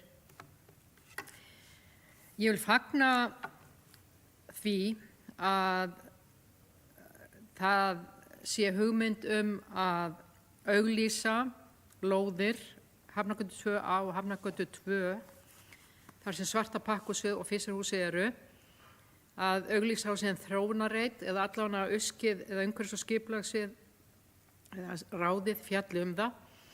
Þessi hugmynd kom fram á sínum tíma þegar að farið var þar sem skipasmíðastöð Keflavíkur þegar farið var í að auglýsa þann reit, í þróunarreit, þá voru við með hugmyndir að fara einmitt að versluninni Kóta og þar sem að SPK eða ekki alveg þar af því að það er komið, þarna þessi sjoppan að taka stærra svæði og taka jafnvel inn í það grasbalan sem þarna fyrir neðan, ekki það að við viljum fara að byggja þar, við ætlum ekki að fara í þéttingu byggðar eins og í sumum sveitarfélögum, þannig að við nóg land, heldur frekar að getum við búið til eitthvað þar sem að myndar skjól.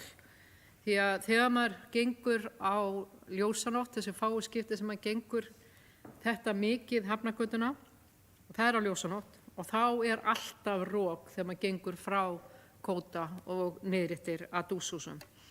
Þannig að það væri einmitt áhugavert að horfa á heildarsvæðið bara saman. Hvað ætlum við að hafa þetta bara lóðir eða getum við gert eitthvað örlítið þarna til þess að mynda skjól? En ég vil bara fagna þessari tillögu og styðja hana eindregið með Hafnargötuna, Hafnargötu 2 og Hafnargötu 2A, að vísa þessu í Öskið, þar á það heima og verður áhugavert að vita hvernig Öskið fjallar þetta. Takk. Nú orðið laust mál 8 og þá mál 9 einnig samofið. Hér hefur borist á tillaga að vísa máli 8, Hafnargata 2 á Svartapokkusvið og máli 9, Hafnargata 2 Fiskishús til frekari vinnslu í umhverfis- og skipulagsráði og því ber ég þá tillögu upp til samþykktar og þeir sem samþykkt geta vinslans gefið merki. Sú tillaga samþykkt 11-0.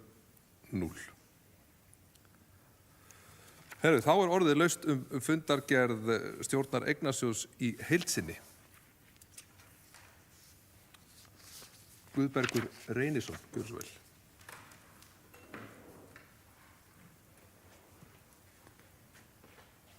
Forseti, til hamingju með embættið. Þetta ekki í fyrsta skipti? Já. Til hamingju með það. Bæjarfulltrúar, bæjarstjóri, eða sitjandi bæjarstjóri. Ég kem hérna undir fundargerð Eignasjóðs og við lestur þessara fundargerðar að þá verður maður að spyrja sig hvort skipulag og stjórnun sé ábótavant. Svo virðist sem öllum verkefnum sé slegið á frest eða hætt við þau. Svo heyri ég út í bæ að verktakar sem eru búnir að ráða fyrir næstu verkefni, þeir eru í vandræðum af því að verkunum frestað með stuttum fyrirvara og aðrir verktakar eru að hringja og eru í vandræðum með að fá greitt fyrir verk sem búið að gera. Þannig að Sjálfstæðisflokkurinn, já, við viljum bóka en við tökum undir bókun umbótar sem var rétt áðan og við viljum bóka eftirfarandi. Sjálfstæðisflokkurinn samþykkti ekki fjárhagsáætlun Reykjanesbæjar fyrir árið 2025 og taldi fjárfestingar vera vanáætlaðar og bókaði þá meðal annars með leyfi forseta. Reykjanesbær á í miklum erfiðleikum með að standa undir fjárfestingaþörfum, svo sem að ljúka við framkvæmdir við Myllubakkaskóla og Holtaskóla vegna stöðunar og ekki hægt að ráðast í nauðsynlega framkvæmdir. Ekki gert ráð fyrir hlut sveitarfélagsins í nýju hjúkrunarheimili í fjárhagsáætlun og á sama tíma ekki gert ráð fyrir frekari kostnað við að reyna að troða bókasafnun okkar í öfluga tónlistarhöll sem alls ekki lokið. Við teljum að fjárfestingar séu vanáætlaðar í fjárhagsáætlun, söknum við þess að rýnt væri ítarlega í almennan rekstur og tækifæri til hagræðingar sem finna mætti þar. Ofangreint sem að við höfum ítrekað áður virðist því miður hafa raungerst. Sjálfstæðisflokkurinn ítrekar mikilvægi þess að fjármálin séu tekin fastari tökum sem og stjórnun sveitarfélagsins í heild. Einnig leggjum við til að fjármál sveitarfélagsins séu tekin sérstaklega fyrir á hverjum einasta bæjarráðsfundi þannig að allir bæjarfulltrúar verði upplýstir stöðuna. Og undir þetta rita Guðbergur Reynisson, Margrét Sanders og Helga Jóhanna Oddsdóttir, Sjálfstæðisflokki.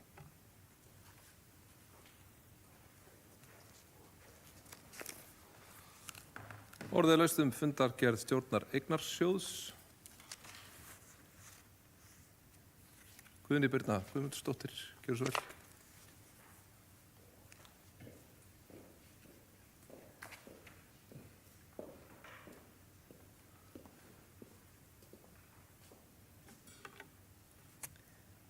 Virðulegi forseti,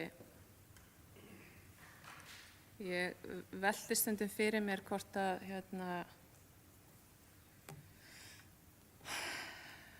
hvað ég að segja. Í fyrra fjárfestum við fyrir 6 milljarða. Í ár, sökum ytri aðstæðna, tókum við þá upphæð niður í 1.750 milljónir. Sú tala í dag stendur í kringum 1,4 milljarð. Þannig að allar áhyggjur að við sem að fara yfir á fjárfestingaáætlun bara ekki rétt. Við erum eðlilega að rýna verkefnin til lok árs sem við eigum að gera og við erum að benda á það að restin af fjárhæðinni fer í þessi 3 verkefni. Af hverju? Út af því að Myllubakkaskóli og Holtaskóli eiga bara skilið að þau fá í forgang til þess að þessi skóla geta farið að opna almennilega. Hér undanfarið hefur verið talsverð gagnrýni frá Sjálfstæðisflokknum í Reykjanesbæ með dyggri aðstoð Morgunblaðsins varðandi leikskólamál í Reykjanesbæ. Og aftur, forgangsröðun okkar að opna 920 barna leikskóla nú í haust. Með því erum við að ná 175 nýjum plássum á kjörtímabilinu og við höfum náð þá 300 plássum undanfarin 5 ár. 3 nýju leikskólar opna bara á þessu ári. Að tala að þessu sé illa stýrt og ekkert gert og brostin loforð, ég skil ekki alveg, stundum bara best að lesa ekki fjölmiðla, sérstaklega á mótnana, en það annar mál. Það ábyrg fjármálastjórnun að áður en við förum yfir að hlusta á okkar sérfræðinga, rýna þau verkefni sem hvað brýnust og taka stefnuna þar á við. Og aftur, eins og við höfum sagt áðan, við erum ekki að segja að við munum ekki gera neitt annað út af því að við vitum það og fjárhagsáætlun okkar hefur sýnt það ár eftir ár að eðlileg fólksfjölgun 3% á ári stenst nær aldrei hjá okkur. Við erum að horfa í 6-8% nær stöðugt, 1000 manns á ára meðaltali, þannig að útsvarstekjur okkar yfirleitt hærri en við reiknum með, þó að það sé alltaf sagt, já nú verður þetta 2-3%, en það stenst nú ekki alltaf. Þannig að það sem við erum að segja hérna meirihlutinn og ég að reyna að vera mjög skýr, við erum að nota restina af fjárhæðinni í fjárfestingaáætlun ársins í þessi 3 verkefni. Við ætlum ekki að keyra áfram í blindni í fjárfestingar út af því að við settum okkur samkvæmt áætlun 1.750 milljónir fyrir árið og við það ætlum við að standa nema ef það komin meiri tekjur þá forgangsröðum við þeim. Við höfum sett okkur það markmið sem meirihluti að útrýma eins og við getum viðaukum. Við höfum líka sagt að við reynum að halda vel í okkar tekjur og beislum gjöldin þannig að þau fara aldrei umfram, líkt og var gert hér á árum áður. Þannig að þú afsakar, herra forseti, ég pínu týndina, þetta allavega staða málsins og við erum að forgangsraða í þessi verkefni, þau hafa beðið lengst, við erum ekki farin yfir áætlunum, fjárfestingaáætlunum okkar stendur og við munum bregðast við því eftir sem áður þegar við fáum fleiri íbúa og við erum að því og höfum ætti gert.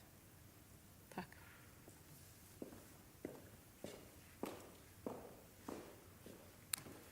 Margrét Sanders, gjörðu svo vel.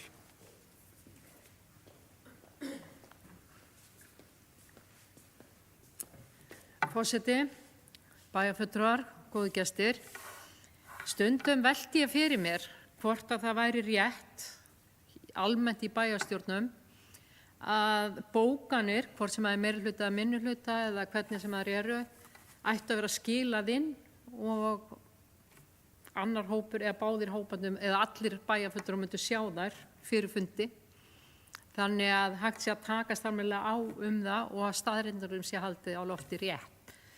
Því að það hefur oft gerst að þegar að koma bókanir að það verði misskilningur og á það við á báða bóga. Það sem að ég vil hæla meirihlutanum fyrir í þeirra tillögum sem að kemur einmitt frá eignasjóði er að halda sig við þá upphæð í fjárfestinga áætlunum sem gert ráð fyrir. Enda það góð stjórnsýsla og það líka gott á meðan að tekjur eru ekki hærri en þetta og útgjöld eru mikil áskorun, meðal annars vegna ýmissa kjarasamninga og fleira. Það ábyrgt. En það sem bara gjörsamlega óþolandi hjá hinum opinbera eru hvað framkvæmdir fara mikið fram úr áætlun. Og það ekkert að því að benda á það að við verðum að taka okkur á í stýringu á þessum liðum. Það getur gerst bara hreinlega hlutir eins og með Drekadal í upphafi, en síðan hvað? Hvernig erum við að stýra? Hvernig getum við gert betur? Hvað getum við gert til þess að laga þetta? Ef við erum ekki sjálfsgagnrýnin, þá bara gerist akkurat ekki neitt. Bara ekki neitt. Hvort sem í meirihluta eða minnihluta, þá ætti þetta þannig að vera eitthvað sem við getum verið sammála um. Að við verðum að gera betur þarna.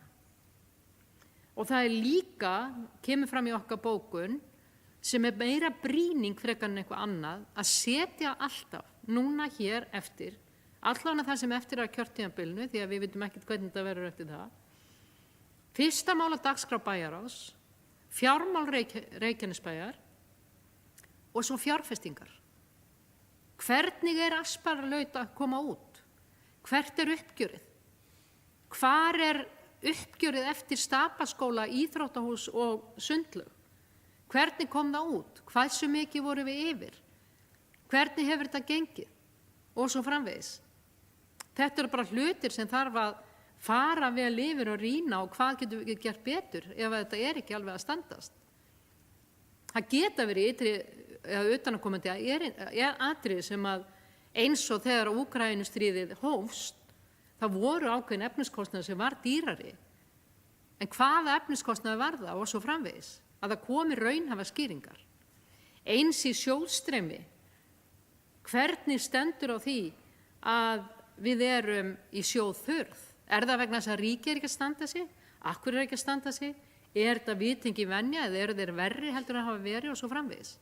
Við hljótum öll að horfa bara í eigin barm og vekja máls á því að við getum gert betur, skárra væri það nú.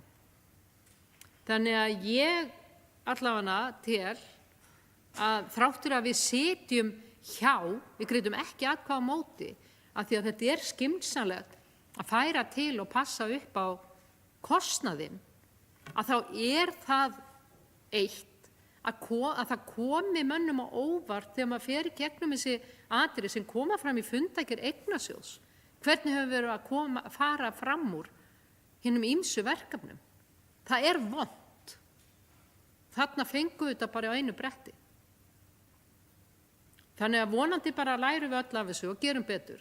Það aðalatriðið. Það aðalatriðið.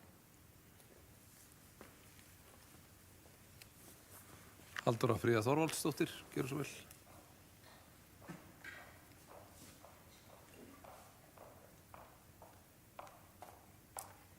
Virðulegi forseti. Það líka kannski ágætt að nefna það þó að við komum fram hérna í upphafi fundar. Þetta tímamótafundur, 700. fundur bæjarstjórnar Reykjanesbæjar. Svo það sé endurtekið hér. Þá það líka þannig að tímamótafundur með nýjum forseta í embætti. Aðeins bara til þess að koma hérna inn í þessa umræðu sem hér hefur farið fram það að taka fjármálin fastari tökum.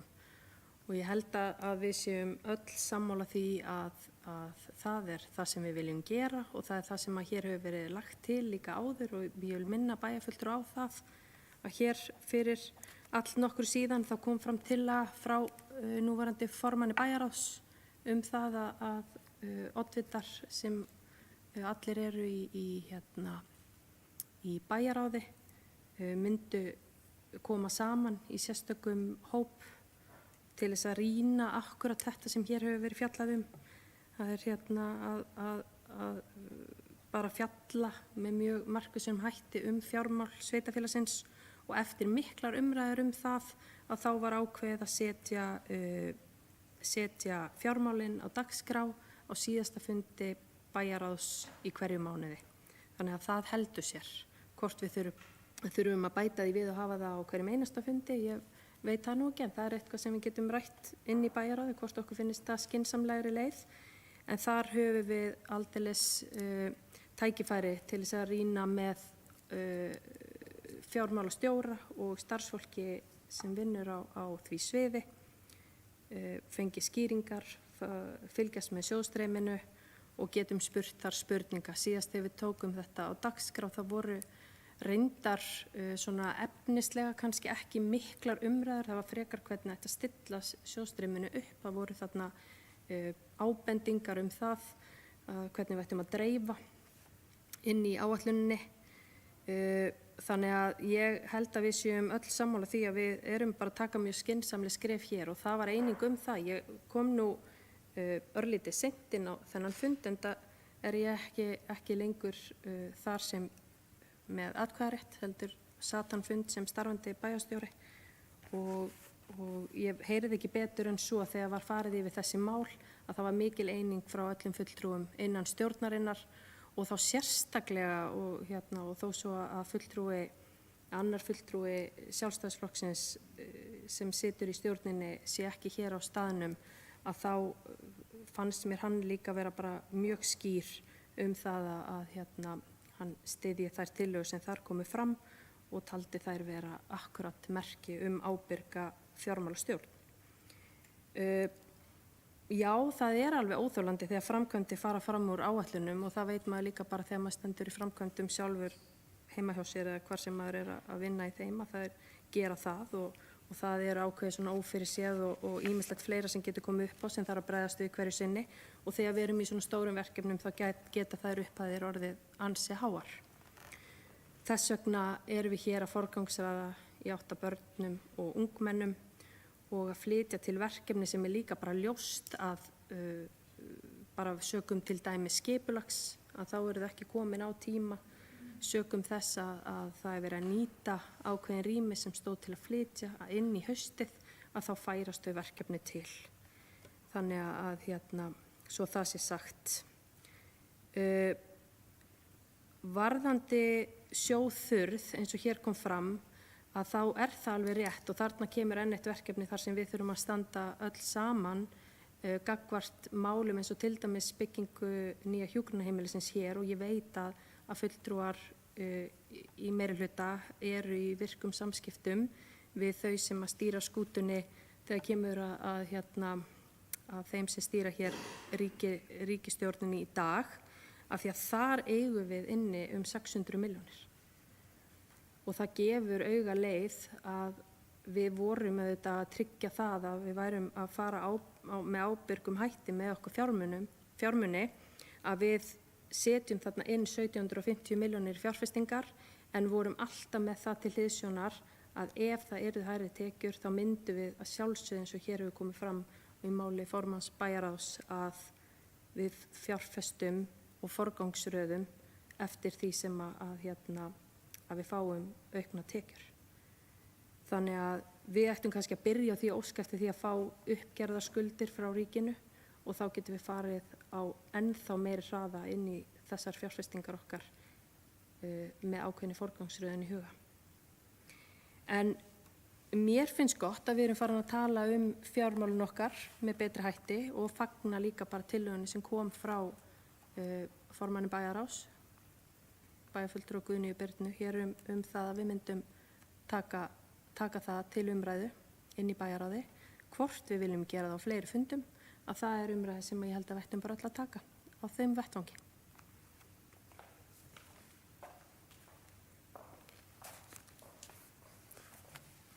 Orðið laust, fundargerð stjórnar Eignasjóðs. Hér eru ekki fleiri sem óska að taka til máls. Þeir sem samþykkt geta fundargerð stjórnar Eignasjóðs vinsamlega skefið merki.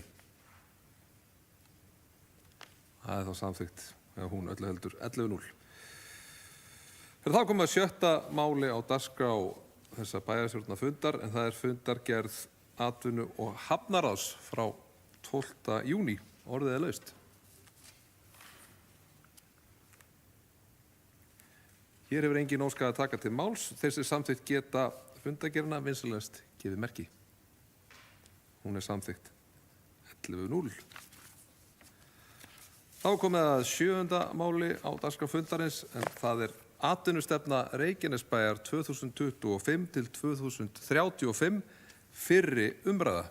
Og til að fylgja stefnunni hér úr hlaði ætlar formaður bæjarráðs Guðný Birna Guðmundsdóttir að koma hér upp.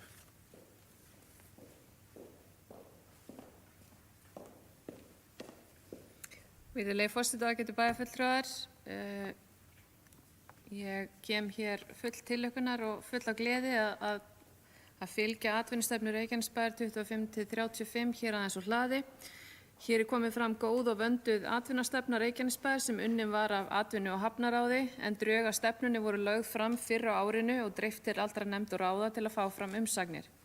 Atvinnu- og hafnaráð hefur síðan unnið við að setja stefnuna saman og bregðast við þeim athugasemdum sem komu fram. Hlutverk atvinnustefnunar er ætlað að skapa stefnumótandi ramma sem ætlar að stuðla fjölgun verðmætra starfa, efla fjölbreytt atvinnutækifæri sem stuðla jákvæðum áhrif á lífsgæði okkar íbúa.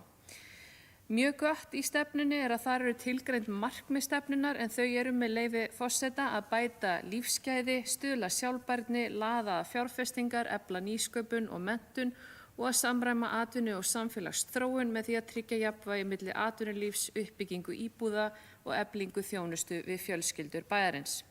Annað mjög gott er að framkvæmd stefnuna verður tryggð með aðgerðaráætlun sem mun halda bæði mælanleg markmið og ábyrgðar aðila. Hlutverk Reykjanesbæjar í uppbyggingu atvinnu í sveitarfélaginu eru þarna tilgreind. Það er mjög gott að innan stefnunar er tilgreind þessi atriði því það er alveg ljóst að Reykjanesbær á ekki að búa til allan rekstur þar sem að við höfum önnur mikilvæg hlutverk. Þau eru tekin til þarna og eru með leyfi forseta að skapa umgjörð og stuðla góðu starfsumhverfi með því að úthluta lóðum og tryggja innviði. Innviðir og þjónusta sem felur í sig grunnþjónustu eins og vatn, raforku og góðar samgöngur. Laða fjárfestingar og nýsköpun með því að skapa hvata hér fyrir fjárfesta og frumkvöðla og að lokum að efla samstarfi hagaðila með nánu samstarfi við íbúa, hagaðila og nágranna sveitarfélög. Atvinnustefnan inniheldur einnig áhersluþætti í uppbyggingu atvinnulífs Reykjanesbæjar sem snúa að flugstarfsemi og tengdri þjónustu, endurnýjanlegri orku og grænum lausnum, ferðaþjónustu og upplifun, hátækniræktun og vinnslu, nýsköpun og hátækniiðnað og lokum þjónustugreinar og lífsgæði íbúa. Í lokin er svo farið yfir sögu atvinnuþróunar í Reykjanesbæ og atvinnumálin á svæðinu eins og þau eru í dag. Þetta er virkilega góð og vöndu vinna og ber ég atvinnu- og hafnaráði og okkar frábæra hafnarstjóra góða kveðju fyrir mjög góða vinnu og hvet bæjarfulltrúa til að lesa þessa stefnu vel. Hún er algjörlega frábær til fyrirmyndar. Takk. Margrét Sanders, gjörðu svo vel.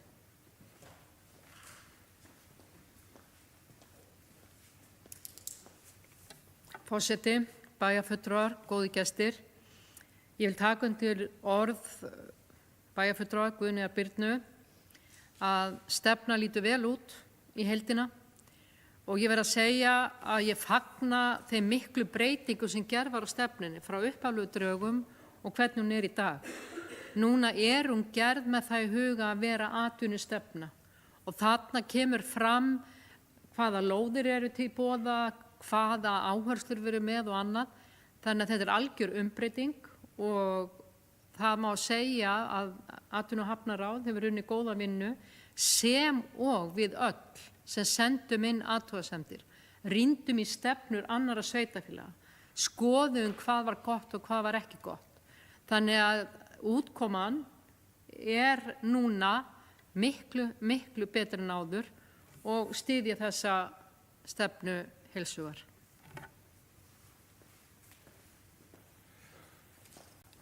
Atvinnustefnan er hér enn opin til umræðu. Hér hafa ekki fleiri óskað að taka til máls. Þeir sem samþykkt geta vísa atvinnustefnunni til síðari umræðu í bæjarstjórn, vinsamlegast gefið merki. Það er þá samþykkt 11:0. Þá erum við komin að 8. máli á dagskrá þessa fundar. Það er kosningar til 1 árs samkvæmt samþykktum stjórn Reykjanesbæjar og fundarsköp bæjarstjórnar númer 1150/2024. Og forseti óskar eftir tilnefningum eftirfarandi embætti til 1 árs samanber 15. grein. Forseti bæjarstjórnar.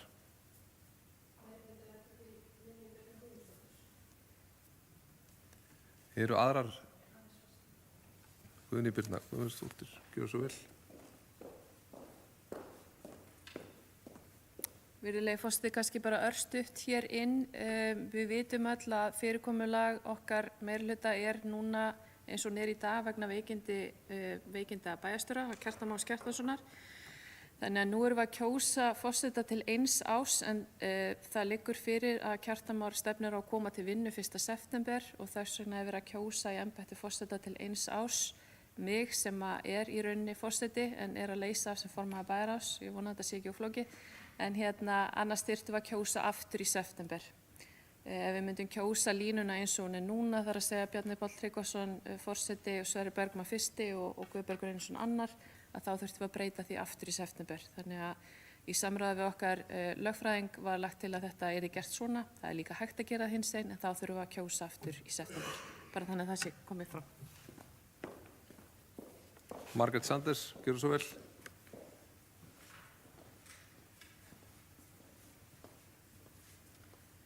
Forseti, bæjarfulltrúar, góðir gestir, bara þannig að við séum alveg pottþétt að gera þetta löglega, að þá er ég algjörlega sammála þessari leið að kjósa þann sem verður forseti á þessu ári, en ég tel að við þurfum að koma aftur með tillöguna sem að var, við getum gert það bara í lokin, að ef að við samþykkjum öll að koma með tillöguna sem þið voru með, að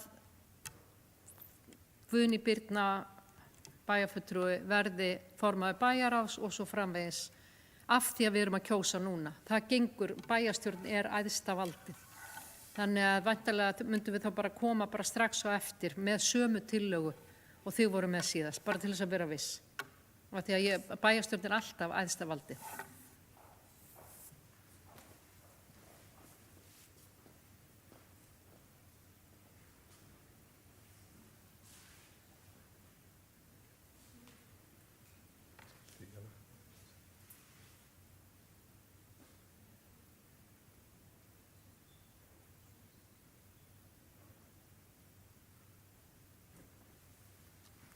Hér er smá umræða í gangi. Ok, hann átti sig á. Við að taka örstutt fundarhlið.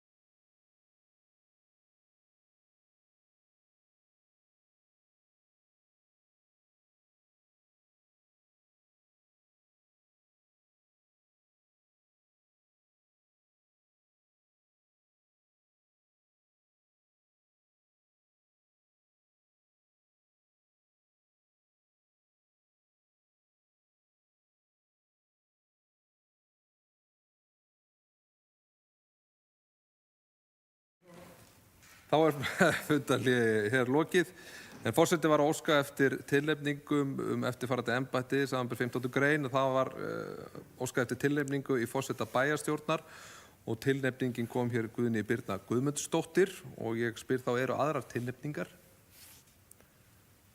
Svo er ekki og þá telst viðkomandi samþyktur. Næst óska ég eftir tilnefningum sem fyrsta varaforseta bæjarstjórnar.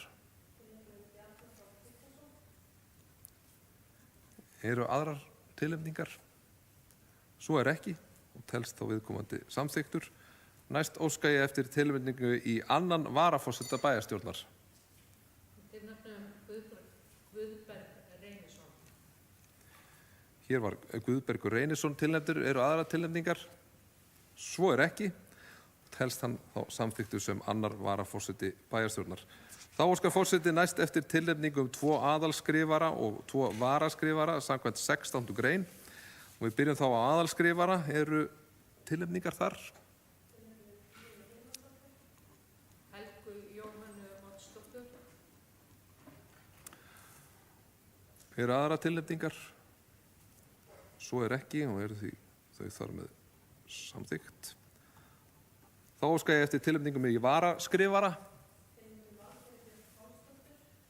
Guðberg Reynisson. Og eru aðra tilnefningar? Svo er ekki og teljast þau þá hér með samþykkt. Næst óskar forseti eftir tilnefningum 5 aðalmenn í bæjarráð Reykjanesbæjar, samanber 57. grein. Nú aðalmenn í bæjarráð. Forseti óskar eftir tilnefningum.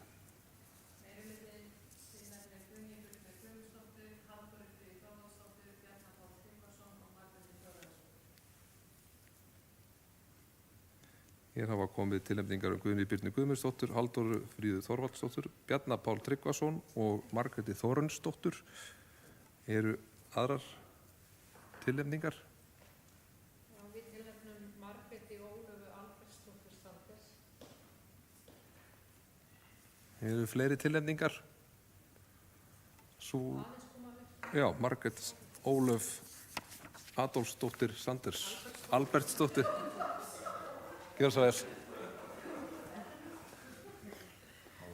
Forseti, bæjarfulltrúar, góðir gestir.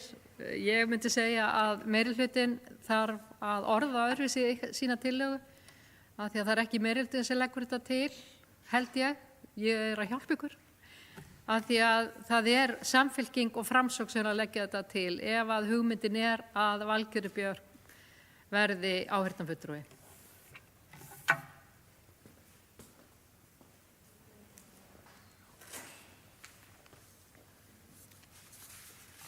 Þakka þér fyrir.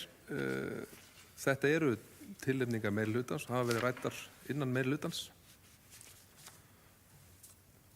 Eru frekari eða aðra tilnefningar?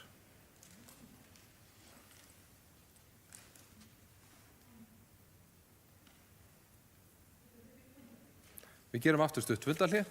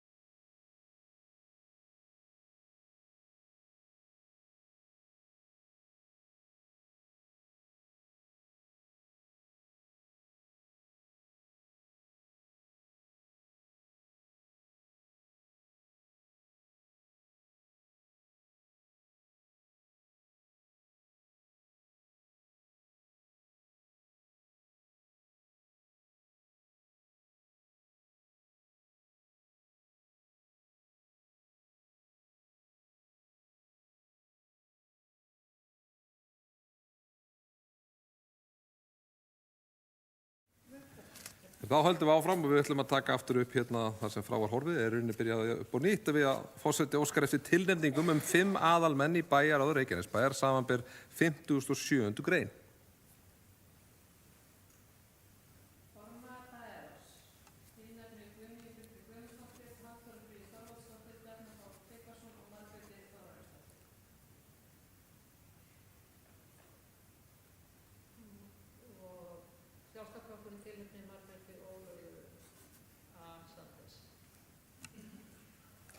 Eru aðrar tilnefningar?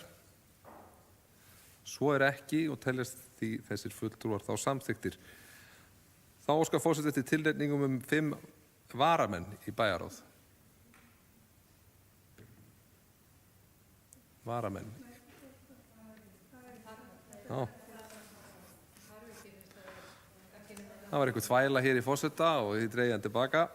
Þá er ekki meira undir þessum lið og því förum við í mál 9, sumarleyfi bæjarstjórnar. En hér liggur fyrir tillaga með vísan til 35. greinar númer 138/2011 og 48. greinar samþykktar stjórn Reykjanesbæjar og fundarsköp bæjarstjórnar að fela bæjarráði fullnaðar afgreiðslu mála á meðan sumarleyfi bæjarstjórnar stendur yfir frá 17. júní til 13. ágúst 2025. Næsti bæjarstjórnarfundur verður þá þriðjudaginn 19. ágúst 2025. Er ykkur aðrar tillögur